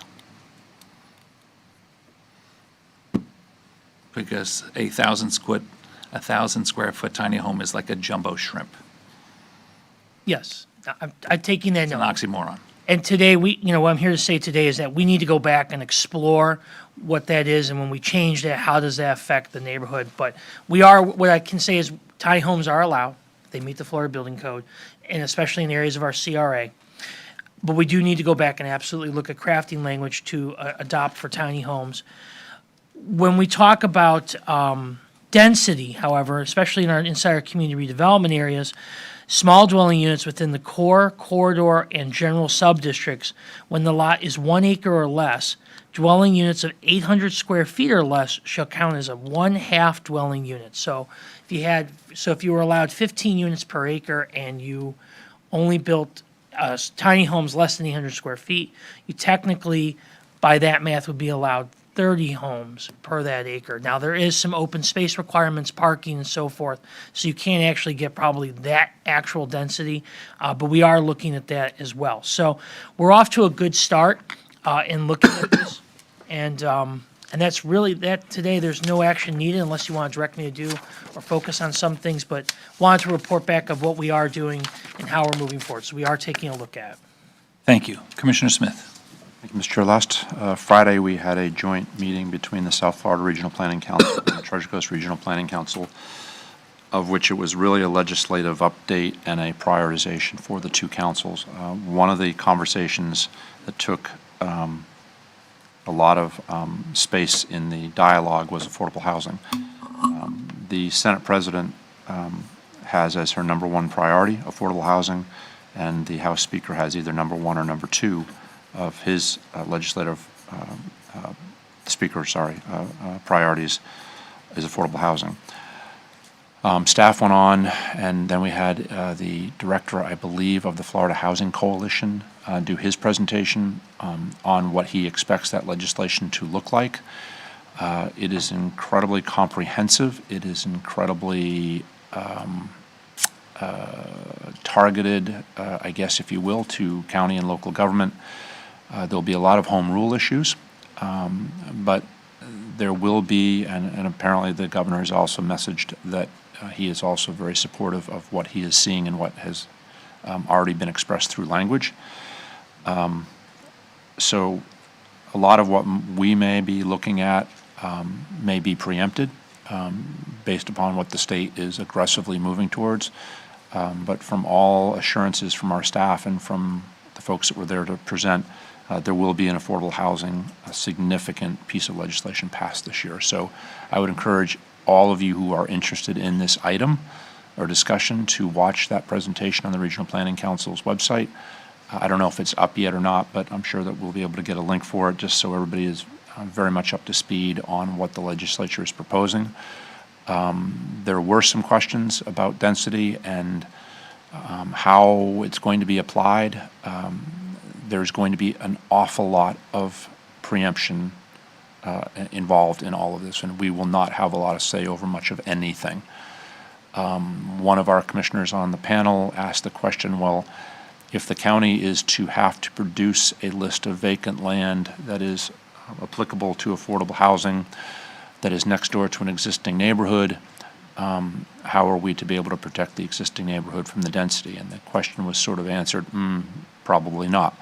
So if somebody wants to come in and build a tower of density, they will be able to on county-owned land, potentially if the legislation stays the way it is. And that was a question that was raised because that drew a lot of concern from folks. So I would keep an eye on what is being passed, but from the legislative perspective of our advisors that were there telling us what was shaping up, there won't be significant changes from the outside to the legislation. What is being proposed is going to pass. So, and early on in session, it will pass quickly. The governor will sign it quickly, and it will be started to be implemented. So again, I would encourage you all to go to the Regional Planning Council and site and watch that part of the presentation. Thank you very much for that update. Mr. Stokas, do you have anything else? No, sir.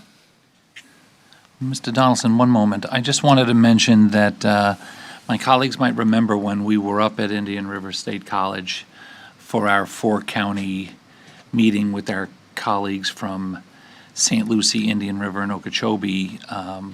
The topic of housing had come up, and we talked about that, you know, the four counties shouldn't be operating in a silo and, you know, having to go through the process completely on their own, especially, you know, where we have a lot of our employees that work in Martin County that will drive out of the county to live in St. Lucie, potentially Okeechobee or Indian River.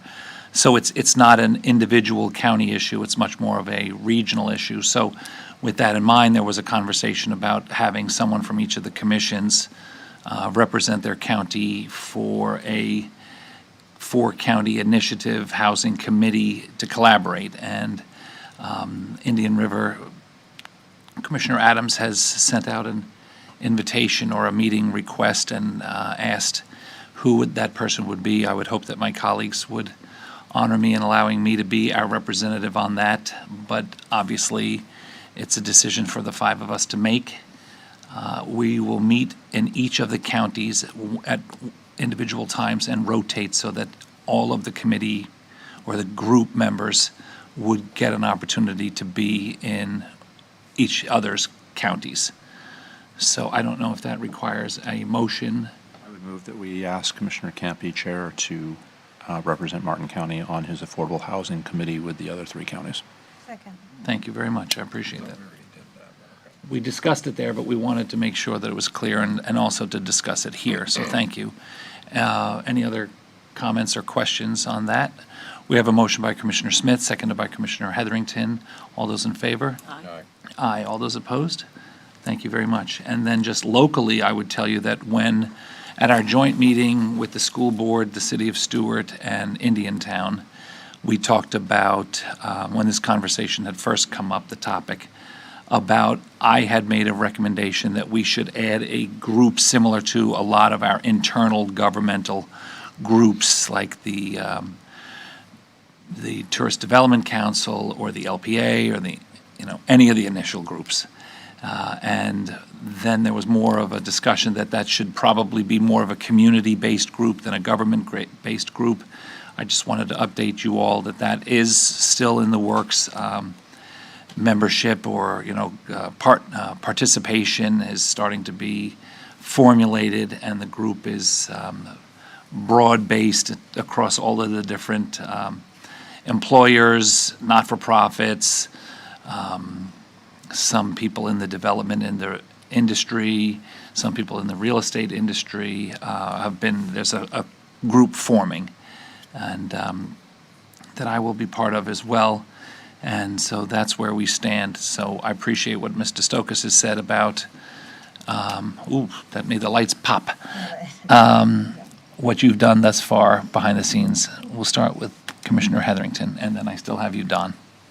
Just a question on Commissioner Smith's point. Is Florida, based on what you just mentioned on the preemption and some of the legislative priorities this year, is Florida Association of Counties that you know of going to be following, organizing, and a vocal advocate against local preemption? Very much so, but the message is abundantly clear from the leadership of the legislature. It is going to pass. So we can voice our concerns or ideas or issues. I think the advice that was given to us was to be informed and understand what those changes are going to look like. And it just struck me as we were talking that we probably ought to ask Tom Lanahan to come give us a thorough overview of what that looks like, because it took a half an hour for them to explain it.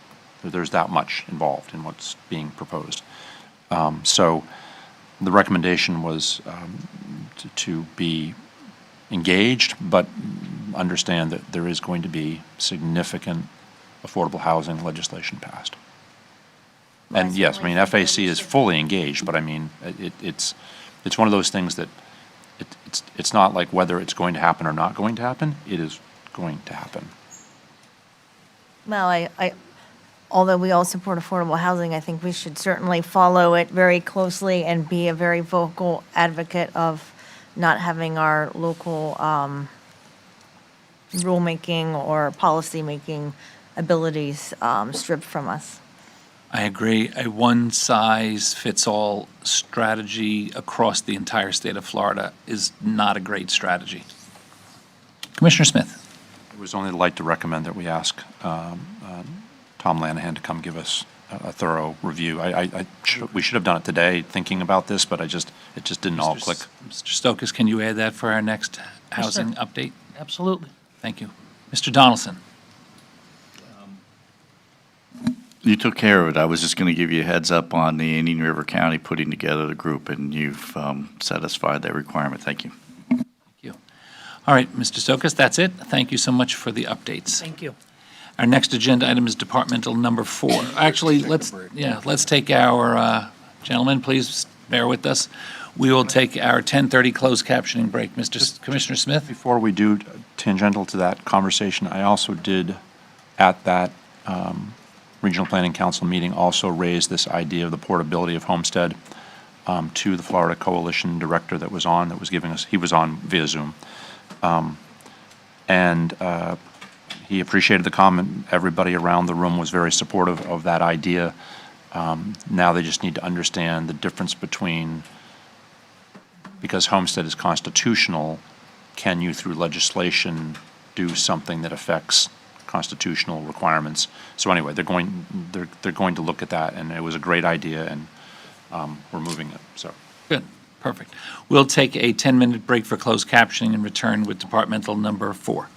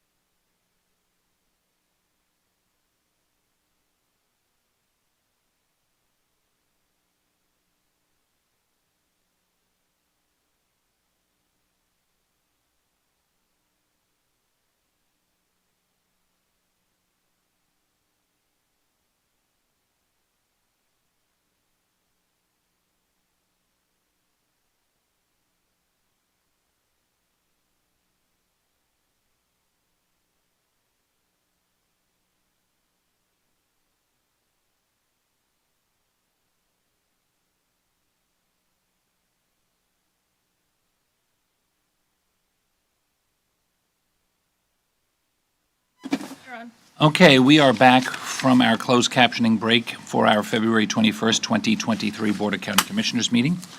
We're going to take up our next agenda item, which is departmental number 4, Fire Rescue Department request to increase staffing to address operational needs. It'll be presented by Mr. Matt Resch and our chief, Mr. Chad Chanchuli. Gentlemen, welcome. Congratulations on the success this morning with the Ocean Rescue and the hazmat team being recognized. So it's a good way to lead in. You told your teams, go out there and start winning some awards. Got some conversations that we need to have. So anyway, welcome. You are both recognized. All right, thank you. Good morning again. For the record, my name is Chad Chanchuli, Fire Chief, Martin County Fire Rescue. Matt Resch, Fire Rescue Administrator. Also my bodyguard. So we have 2 agenda requests today. And the first request that we're making is to hire an additional 20 firefighter paramedics to add to our existing staff, and we're looking for that request to be immediate. The second request is to request permission to apply for the current SAFER grant for an additional 20 employees at the end of the year. So in total, that would be 40. And I think just beneficial for the public itself, I just want to explain a little bit about what the SAFER grant is and then what led us up to actually making this ask today. So first, the SAFER grant itself is an Assistance to Firefighter grant. It stands for Staffing Adequately for Fire and Emergency Response. This was established back in 2001 off the heels of the September 11th attacks. And this was to help departments get up to an NFPA standard. And it was also there to help with onboarding and recruiting long-term. The way the current SAFER grant is designed, it's a 3-year contract with FEMA. It's 100% funded of the employees that you bring on early into the contract. And then at the end of that 3-year term, then that municipality would then take on those liabilities of the employee. So what I want to go is briefly go with just the history of the SAFER grant that we were awarded in the past. So back in 2009, Fire Rescue Administration came before the board, requested permission to apply, and was awarded for an additional 33 firefighter paramedics. There were no additional trucks added at the time. Back in 2009, Fire Rescue was so understaffed that they were paying overtime in excess of $3 million. They took the 33, onboarded the 33. It drastically reduced that overtime, but it never added to the actual trucks on the road. It met with the current existing operation. Then, in 2017, Fire Rescue Administration came before the board again, and they requested 24 firefighter paramedics. It was very specific to the firefighter paramedic classification because this is when we took the level of service and increased it in the community by placing a firefighter paramedic on our fire trucks, which we refer to as an engine. And what it did is it allowed that paramedic on the engine to provide the same level of service that the rescue would provide when they go to your house, and it really enhanced the level of service in the community, and it's been effective even to this day. So then we moved to 2022. 2022 is when the current Fire Rescue Administration came before the board, and we requested an additional 40 full-time employees. The difference with this and the previous grants is we had a very rapid increase in our emergency response request within the county itself. So our emergency calls drastically went up. We had the need in the community, we recognized it, and we had to put additional assets on the road. And what I mean by that is we put 5 additional rescues on the road, but we never had the staff to do it, so we had to supplement that with overtime 100%. So unfortunately, we requested this grant early in the year of last year. It took FEMA all the way until December to actually let us know that we were denied the grant. And then when we recently got a debrief of why we were denied that grant, what we found out is it became such a competitive program that over $5 billion worth of applicants were fighting for the money of only $360 million. So we made it to the last round. FEMA just ran out of money. So what I want to quickly do is just talk about how our department is staffed, and this is more for the general viewing public. We have 11 fire stations throughout the community, and we have 1 Lifestar Air Medical station. We have 3 shifts, an Alpha, a Bravo, and a Charlie shift, and the shifts are 24-hour in duration. As you can see from the pictogram there, just a minimally staffed station. We have 1 fire truck, and then we have 1 rescue, 3 in the fire truck, 2 in the rescue, 5 is your minimum staffed at 1 firehouse. If I talk about the increase in demand, if you recall, when I came to you last year, I really broke out specific call types, and I went into the percentages that increased on those call types. This time, I want to do it a little different. I want to be a little more broad sense and to get better perspective of what's happening in the county right now. So if I'm going to give you a snapshot, going back to our original SAFER grant of 2009, all the way up to where we currently sit, our call volume has gone up overall by 63%.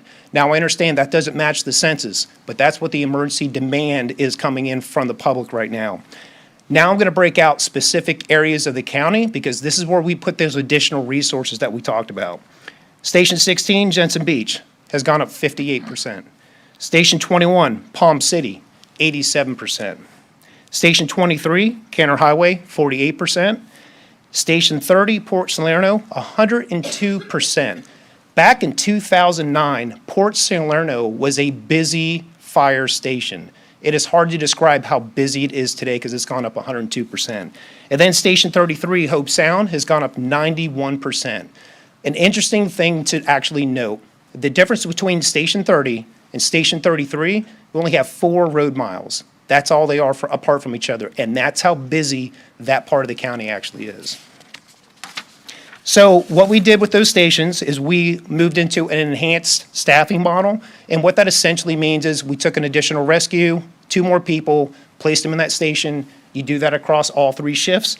So now your minimum staffing at those stations is 7 personnel. So what does that impact actually mean with full-time employees?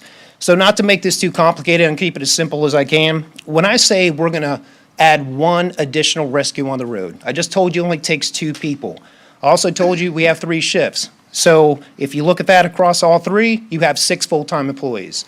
The thing we have to factor in is what we call a liability formula. Each employee, you have to factor in a 1.6 per employee. So you take that across all 3 shifts, you end up with 3.6.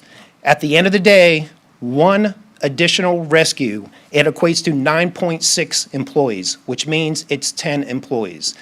Now, I just told you we put 5 additional trucks on the road, and our ask is for 40 total full-time employees. The math doesn't work. I understand that. But what we're doing is taking a conservative approach, and we feel the rest of it we can absorb in the operation. So level of service, this is probably the biggest thing that Fire Rescue Agency can talk about. It's the level of service we provide to the community. And if you look at our CIP plan as well as our comp plan, 90% of the time, we respond to your emergency within 8 minutes. And then that's within the urban service district. Outside the urban service boundary, then roughly 20 minutes depending how remote you actually are, more of our westerly area. However, let's talk about the indicators that got us there. I just told you 90% of the time we're 8 minutes. What our true average is of responding to your emergency is 6 minutes and 30 seconds. That is an impressive time, and that really makes it different with patient outcomes. So 6 minutes and 30 seconds is what would happen if we had all of our trucks stay in zone. So ideally, what we would like to do, Port Salerno, we have 2 rescues, 1 engine. We would like them to handle the 5-mile radius of their zone in Port Salerno and handle all those emergency calls, and nobody else has to come in there. Reality is it doesn't work like that. It's so busy, all those trucks are out on the road, we have to call in a neighboring station to come in to service that area. Now it takes our response times to go from a 6.5-minute average to 10 minutes plus. That's the difference. When this starts happening on a frequent basis, it's our trigger that we have to do something actionable to that station to bring that level of service back to what we're all comfortable with.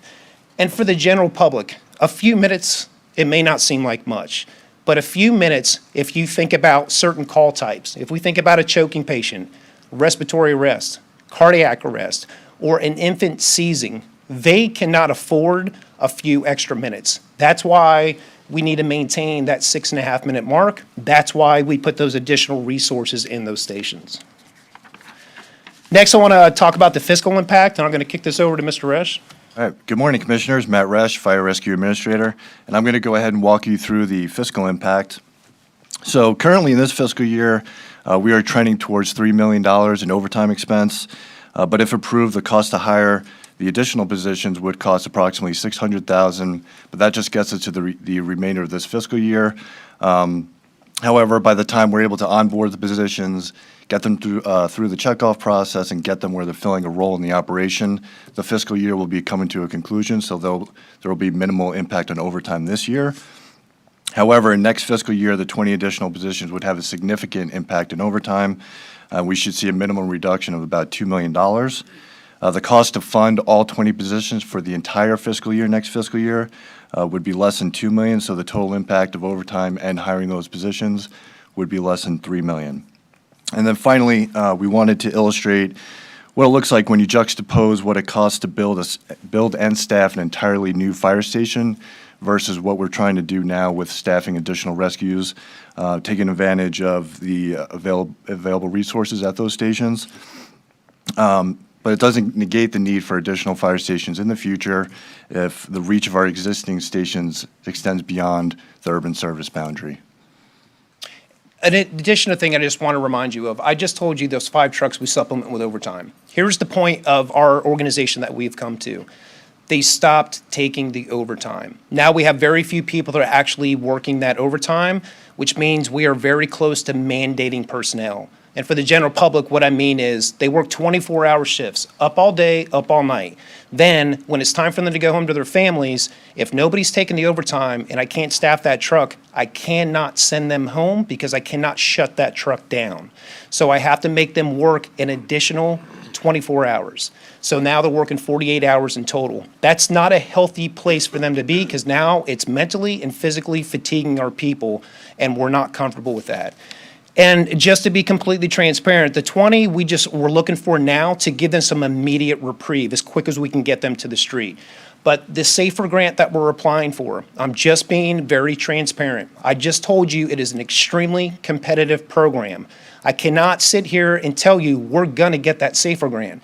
What I can tell you in confidence is we're changing our strategy of how to get that SAFER grant to give us a better opportunity.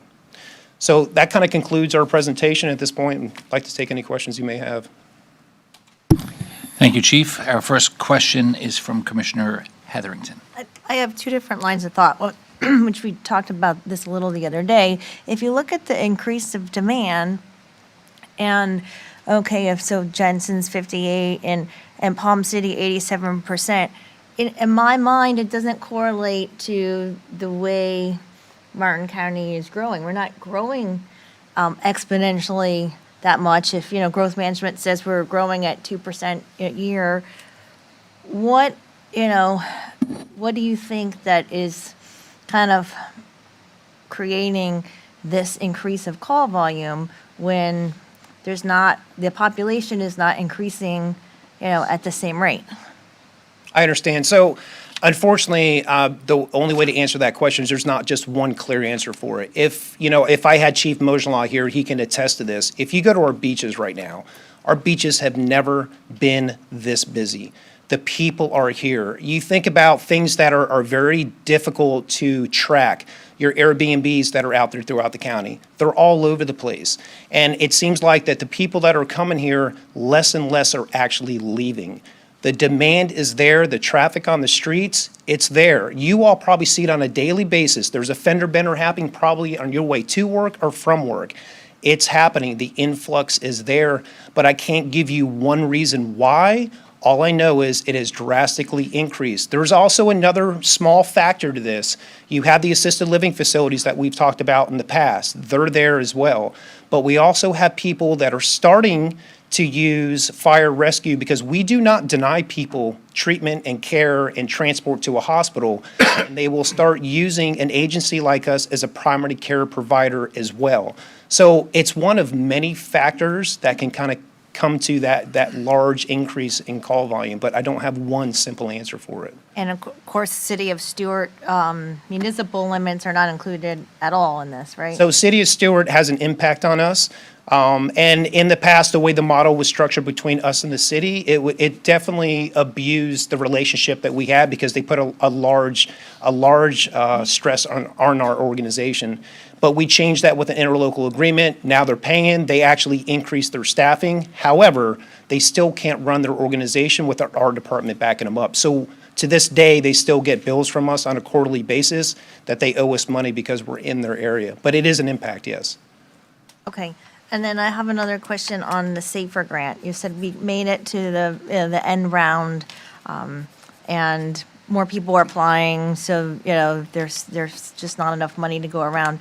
Did they change, because of that pot of money, and the amount of applicants, have they changed the criteria since we, first started applying, or are they going to change the criteria in this next round? Or is the criteria the same, and are they going to require us to do something additional than they had in the past because of it being so popular? I'd have to say that the criteria hasn't changed in the 13-plus years that we've been going after this grant. It's still the focus, their forward focus is on the fire response, not so much the EMS response. So you have to be strategic in how you apply to try to navigate that balance between the two. But to my knowledge, they haven't changed any of the criteria. It's still the same. Okay, thank you. Mr. Donaldson? Just the 2 points that reinforce what Chief Chanchulli stated. Both Narissa and our tourism has noted that the number of visitors that we're having in the winter are much higher. And in fact, our summer season is higher than our winter was 4 years ago. So the incident of whether you can say they're not leaving or just getting new influx of folks coming in. So those condominiums that used to maybe only have 10% full rates during the summertime are now, largely occupied or more than 50%. And we're seeing a lot of really just it's the existing units that we have available are full of either Airbnb or seasonal rentals or residents staying here full year. And we're seeing that in the traffic volumes and certainly highly reflected in the call volumes. And as the chief mentioned earlier, the ALFs certainly caused that spike a couple of years ago, which we saw. But those are the two indicators that we're seeing because the number of building permits for residential units is still for us under 400 per year that we're seeing in new construction. So it's largely just the available units that are out there are full. Commissioner Hurd. Yeah, this is just, it's snowballing. I see the acceleration of hiring and hiring and hiring and hiring and building more fire stations and approving a $15 million training facility. And it's the growth of this department is just escalating at such an advanced rate that's not in keeping with the rate of growth in Martin County at all. It's the costs of this department are just, for me, are overwhelming. And the demands for staffing are contractual because of the contract that this board writes with your department. So we create this board through their contract negotiations, creates these personnel demands. I just don't see that this is sustainable. We hear the same complaint at an escalating rate since 2009. We have too much overtime, and then it escalates, and we have too much overtime, and we always hear the same complaint. And then we hear the same demands. How many in 2021, when you applied for 40 positions for the SAFER grant, how many new employees were hired? We have never increased our staff without the SAFER grant approval. We haven't been able to increase at all. So we haven't. We're still at 315 boots on the ground. And so we haven't increased personnel at all We since. have hired, correct, but that's due to attrition. That's not due to adding to personnel. So we haven't added new personnel since 2017, except for attrition. That's correct. Correct. That's a compelling fact. Done? Yeah. Commissioner Smith. I think another piece of the why is this or why did it happen has to be attributed to COVID. I mean, I think the amount of people that moved here full-time and got out of the Northeast instead of had it All you have to do is go to downtown Stewart at dinner and see how busy downtown Stewart is at nighttime. And it's a whole different mix of people. It's not, you hardly know anybody anymore when you're down there. Do you happen to know, and if you don't, can you get it for us? Of the attrition side of this whole thing, how many are we losing down south? Do we know that? So that's starting as we're sitting here talking to you. Unfortunately, the Safer Grant was awarded down south, and we already had competition with the departments down south. And as far as our salaries, we are not the same as down south. Down south, when they go down south, they are making more money. I don't care what contract we negotiate, we're never going to be on par with down south. And I just want to make sure that we're clear about that. What we negotiate is a very fair, competitive market, but we're never going to be at that rate. Right now, Palm Beach County itself is hiring, I think, in excess of 120 personnel they need to get right now because they've increased their personnel. And it's easy for someone to pick up and move down south, and overnight, they could be making another $10,000 a year, easy. So it hasn't started because the hiring process for them just started. As of now, to this day, it's 4. But I can't tell you what that's going to be in 6 weeks from now. I can't tell you what that's going to be in 3 months from now. And it concerns me because we know that big animal is waiting to take our people. And so, whether we like it or we don't, and I mentioned this during the training facility discussion, we have got to figure out a way to be, I wouldn't say equally as competitive, but we've got to find a way to be more productively competitive, because the amount of money we spend getting a staff person to be at the level at which you want them is a lot.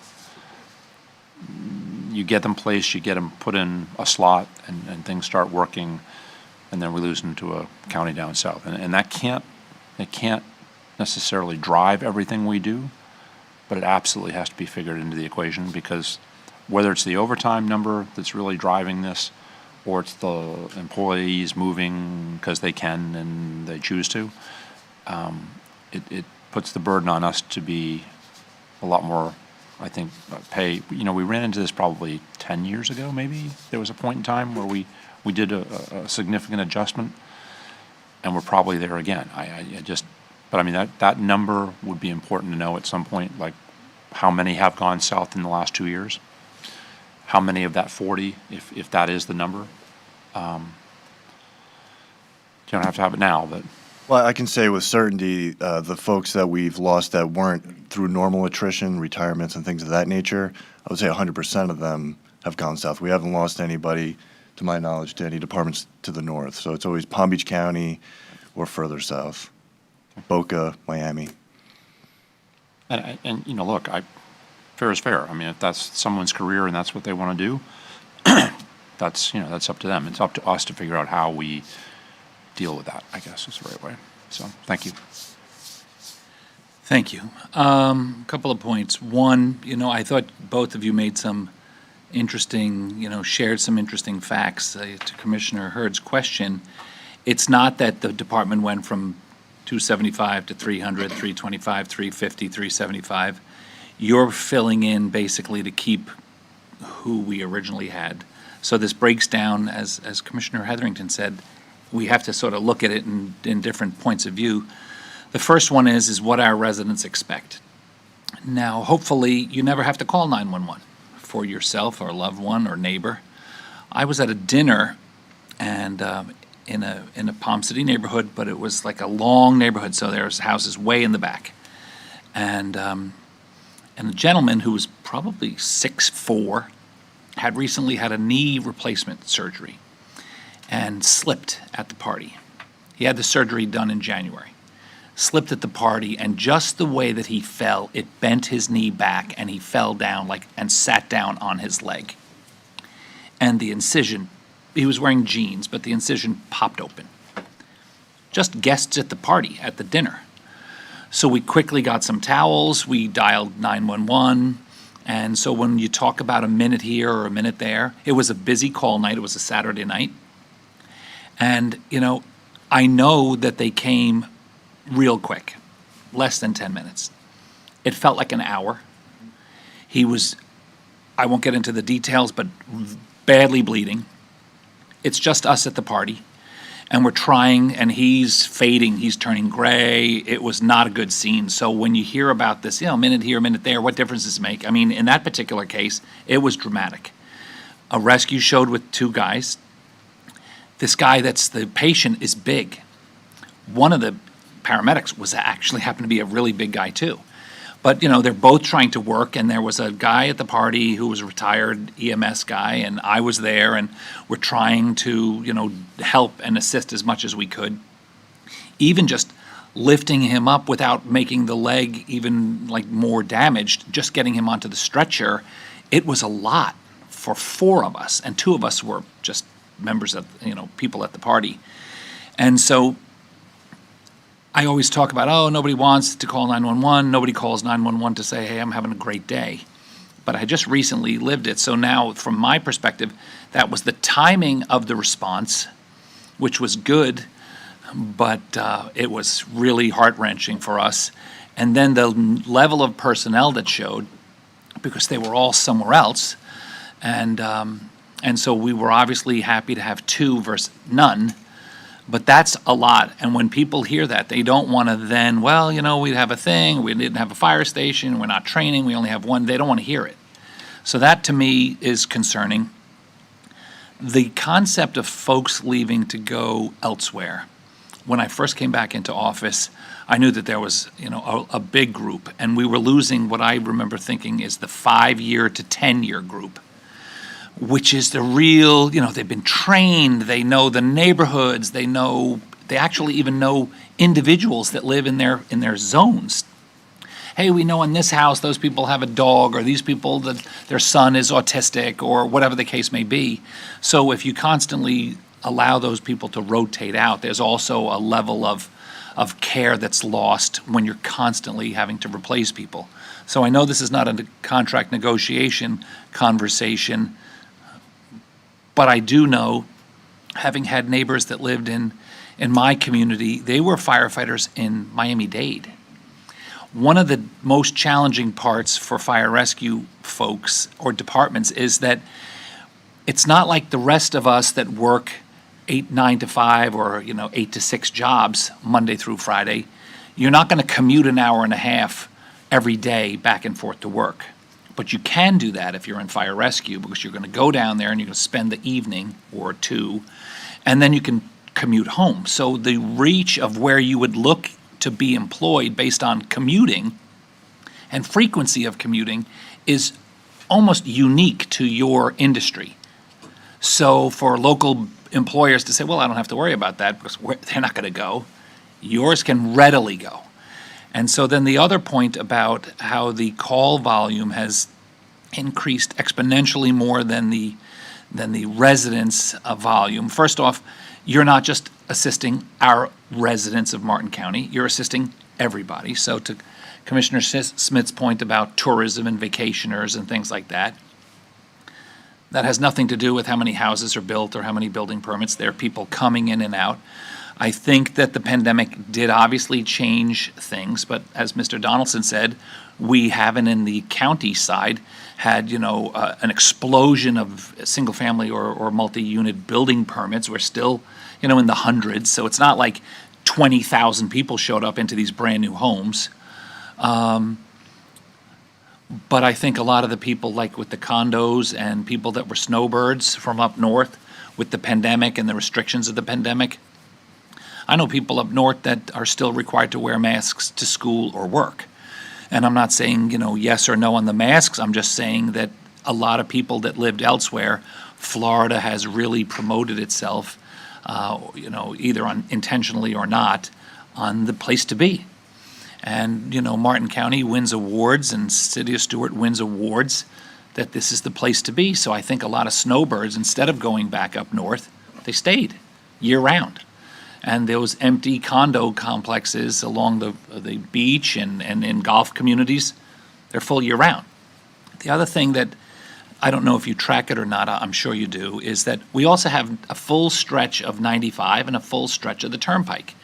So the more aggressive, never mind on US 1, which the aggressive driving is insane, and the ability for people to completely ignore red lights and speed limits and people trying to make a left or pull out of somewhere is crazy. But 95 and the Turnpike, Okeechobee doesn't have that issue. You know, a lot of other counties don't. We have both parallel to each other from the southern border to the northern border. I'm sure you have a tremendous amount of calls. So when you look at Station 21 and I guess some of the others that can, you know, Tropical Farms, they shoot right out and then get up onto the major interstates. So I don't see the correlation of, well, we've allowed too many people to move here. You know, and I don't know what the answer to that would be. You know, if you were a snowbird, you're not legally allowed to stay the full year. You know, I don't know what we would do with that. So all we can do is hear what you have to say and figure out a logical way to address it. And I am thankful that, you know, you all and Mr. Resch, you know, we had an opportunity to meet beforehand. And when you told me the numbers, I was surprised as well. But when you take a minute to sort of digest what we're talking about here, I don't see that our residents are going to accept the fact that you've sounded an alarm to us that we need a certain level of service that our residents demand, including all of us, everyone. And the call volume is there. So we could just ignore what you said in the guise of fiscal conservativeness, or we can assist and do what our residents want of us, which of course people will say that we're just doing you a favor because you like us. But that being said, I feel comfortable with the information that you've given us today, and that it's not that you are out there, you know, telling people, please dial 911. It's just the nature of our population, as well as the fact that it's an older population here. They're much more likely to call 911. I know in my parents' neighborhood, the word is that, you know, you don't drive each other, spouses don't drive each other to the hospital, because then you could potentially be waiting in the waiting room. You dial 911 and go in a rescue because you go right to the front of the line. And that's obviously not a great strategy for neighbors to think, but you can't tell me that that's not how people are thinking. Or what you also said about people calling to bring the mobile hospital to their house, and then you don't transport because you've actually, treated them at the site. So I think through no fault of your own or the department's own, these increases and the resulting requests that you are making because of those increases have to be addressed by us. They're not happy decisions, but they are important decisions. Commissioner Heatherington. Well, you took the words right out of my mouth. That's what I'm here for. I waited till everyone got a chance to speak. I was just going to comment, the story, I think, brings it to real life and the level of service. It's hard to kind of wrap your head around why, the increase, but I think we could all agree that the level of service is the most important to all of our residents. And I don't think I can leave this building and straight face the public and say, yes, I'm willing to, allow your level of service to decrease. And if that's, your patient or that's your family member that's sitting there for 6 minutes or 8 minutes, and it could be a life-saving, minute or so. So I don't see us having a choice. And mandating overtime, I can only imagine if we start mandating overtime, how quickly, some of our folks are going to start a mass exodus. And it's just going to put us even farther and farther behind. So with that, again, I think level of service is the most important. And I would make a motion to approve your temporary, or your request of, can you move 20 down to today. that? 20 today, and then to apply for the SAFER grant. But would ask that we put all the horsepower we can with legislative support into making sure that, we rise to the top of the list on that SAFER grant. And just to be clear, that would be an additional 20 with the SAFER. Right, 20 today, and then to apply for the additional 20. Correct. Yes, next cycle. Second. Commissioner Smith.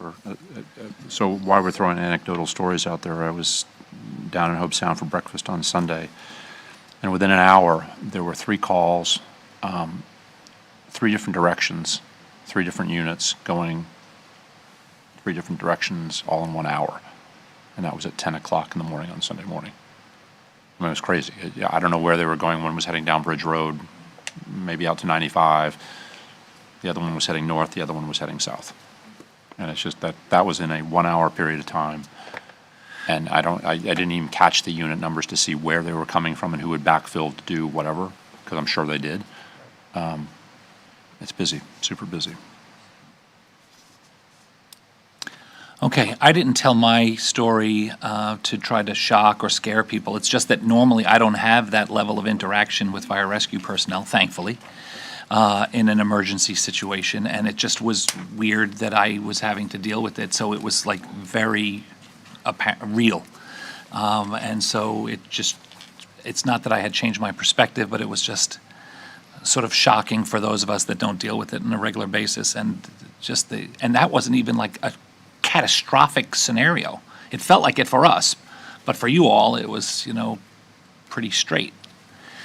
Any members of the public looking to address us on this topic? Seeing none. Any commissioner comments back to that? We have a motion by Commissioner Heatherington to accept staff's recommendation as presented, seconded by Commissioner Smith. All those in favor? Aye. All those opposed? Opposed. The motion carries 4-1 with Commissioner Hurd dissenting. I appreciate your time. Thank you very much. Thank you. Okay, with that in mind, we have reached the end of our agenda.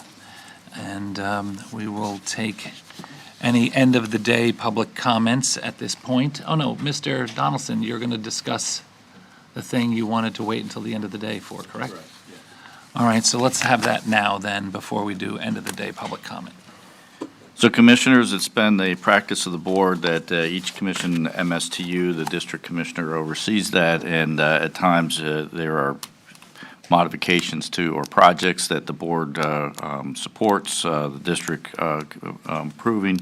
This one is a little different in the fact that the contract with the Regional Planning Council for the district MSTU requires the board to vote for a interlocal agreement, and the project is in support of a planning study that is looking at the commercial activities, and in particular at the mall, but it's also an example for others. We've seen where there is the change in the marketplace has left buildings open, and what is the future that might occur in so the Regional Planning Council in concert with the district commissioner, is looking at what options might happen in the future, so we don't have something of the mall in St. Lucie County, which went vacant. The mall in Indian River County is suffering right now, and certainly the Treasure Coast Square Mall is not what it was in the past. So it is. It's just simply looking at as a planning study. It does require. Like I said, the execution of this contract requires the board to sign off on the interlocal agreement, since it's more than just a task order. So that's the reason why it's brought to you in this format. Normally, these types of items would be simply brought to your attention, and the board acknowledges what each district commissioner is doing. This one requires your support in terms of a more formal vote. So that's why I'm bringing it to your attention. And unless Commissioner Smith has anything else to add, it's just simply requesting that you vote to authorize the chairman to execute this contract with the Regional Planning Council on behalf of District 1. It does comply with the requirements to spend the funds in accordance with the MSTU, so it meets all those requirements. Thank you. Commissioner Smith. Ron did a really good job. I'll just add a few extra points. In the last couple of years, things have started to change a lot at the mall. When Sears went vacant and sat vacant for a couple of years, we didn't really know where the direction of that was going, and the board approved a year ago or 8 months ago a use to go in there.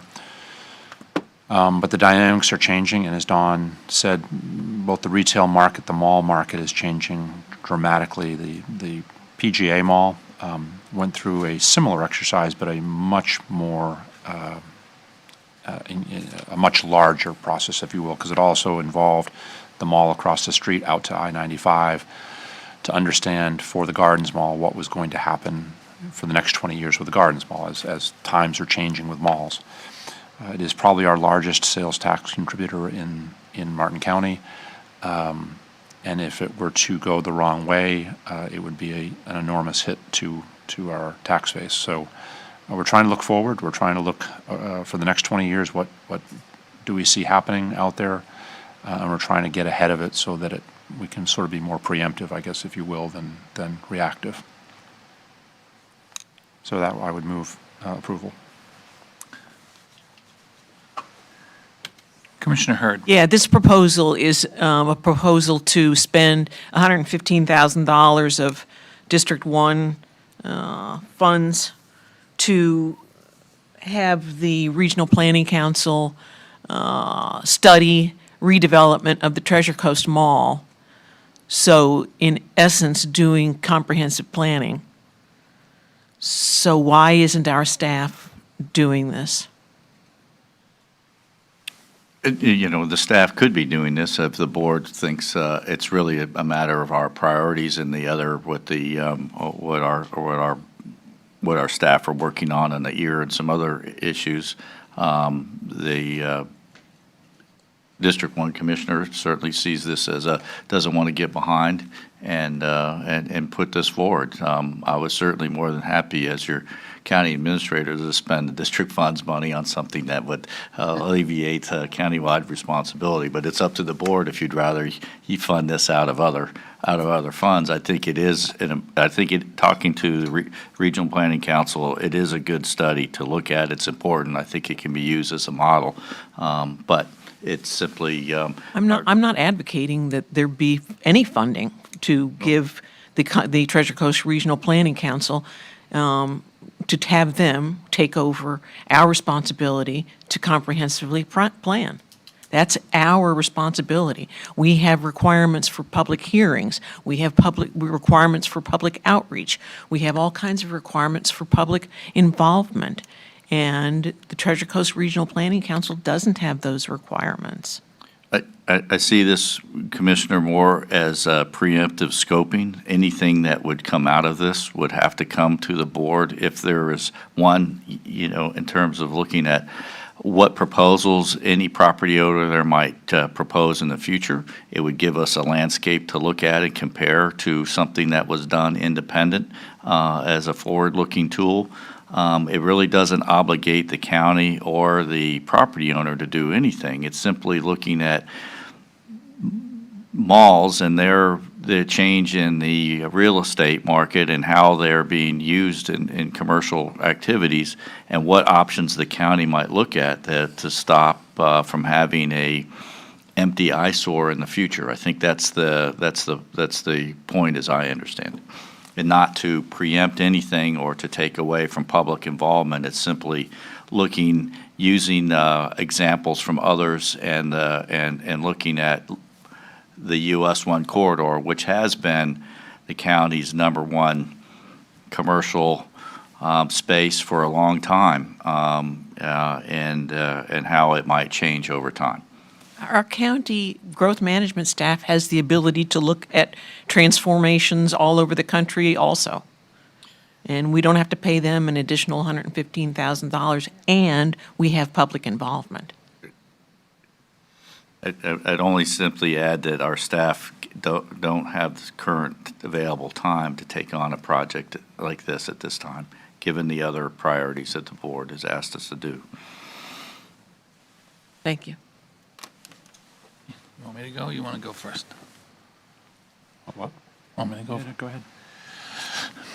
You know, when I had the opportunity to hear from staff briefly that this was coming up, it's interesting. Some people might not be aware of the conversation that we're having in terms of district funds, MSTU funds, discretionary funds.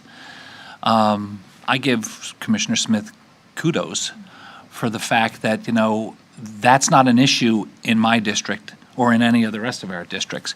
Commissioner Smith has US 1 north of the Roosevelt Bridge, including the mall and all of the other big box stores, that thankfully, we don't have that issue on Map Road. But when we were discussing improvements in my business district, which doesn't include a mall, I use district funds for that, for banners, beautification, drainage, stormwater, traffic control, public art, and to enhance in my business district. And so for Commissioner Smith to be willing to utilize a large chunk of his annual district allotment funds for something to be proactive, because he's right, and all of us know the blight of large, big box stores that are sadly just tipping over one after the other. Walmart announced that, luckily not here, but they're closing a tremendous amount of stores, and those are punches in the face of local economy. So I give Commissioner Smith credit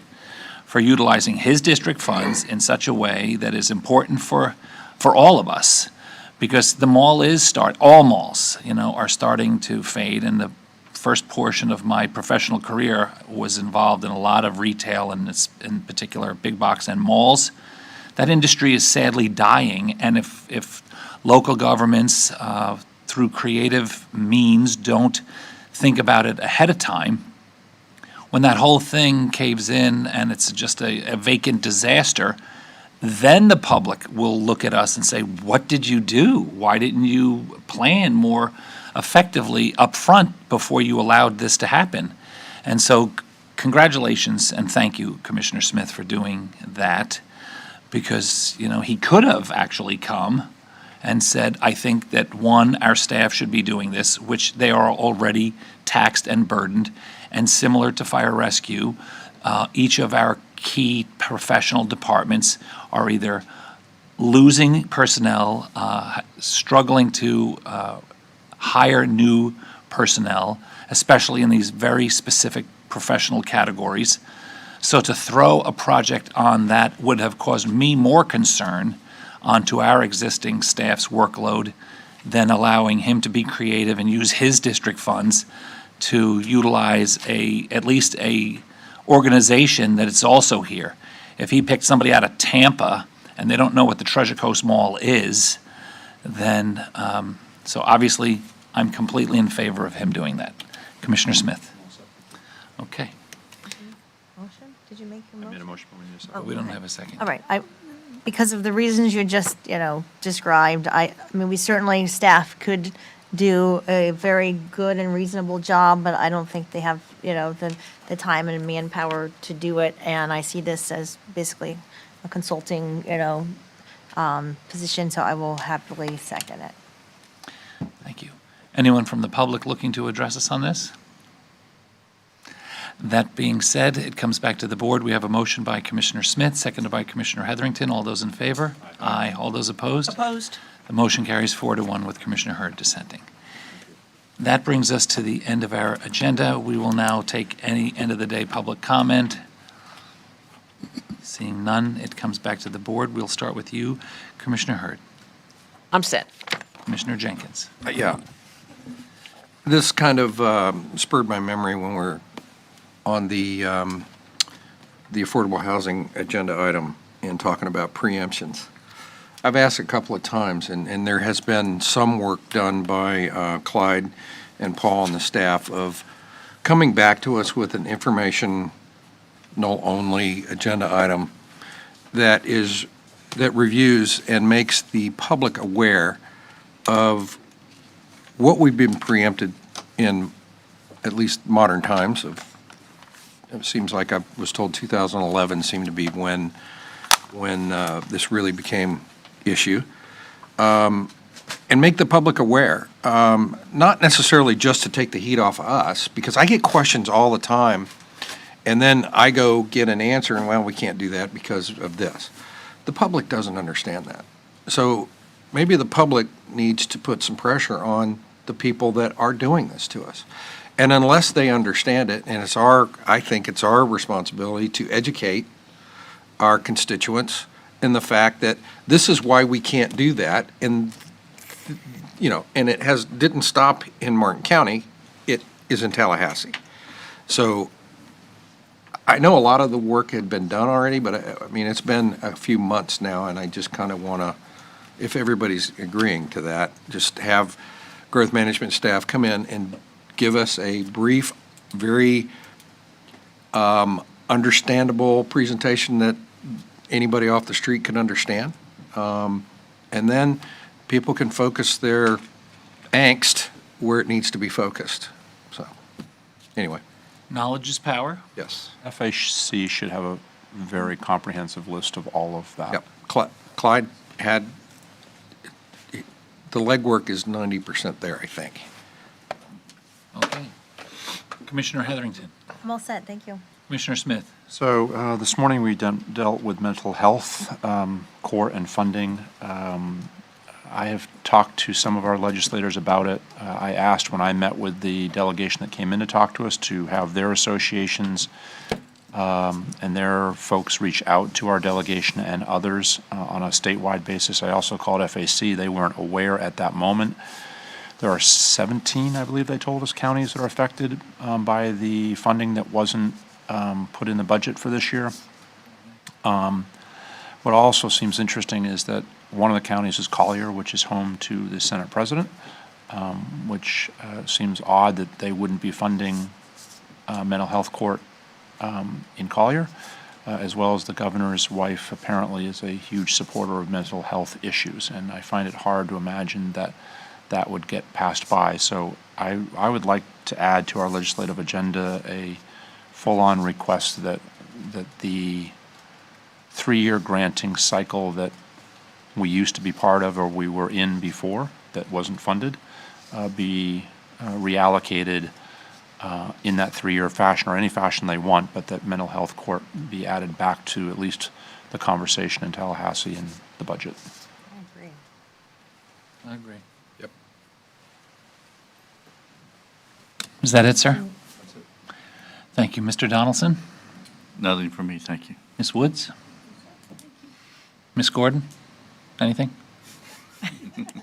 Just giving you. Okay. Layla, anything?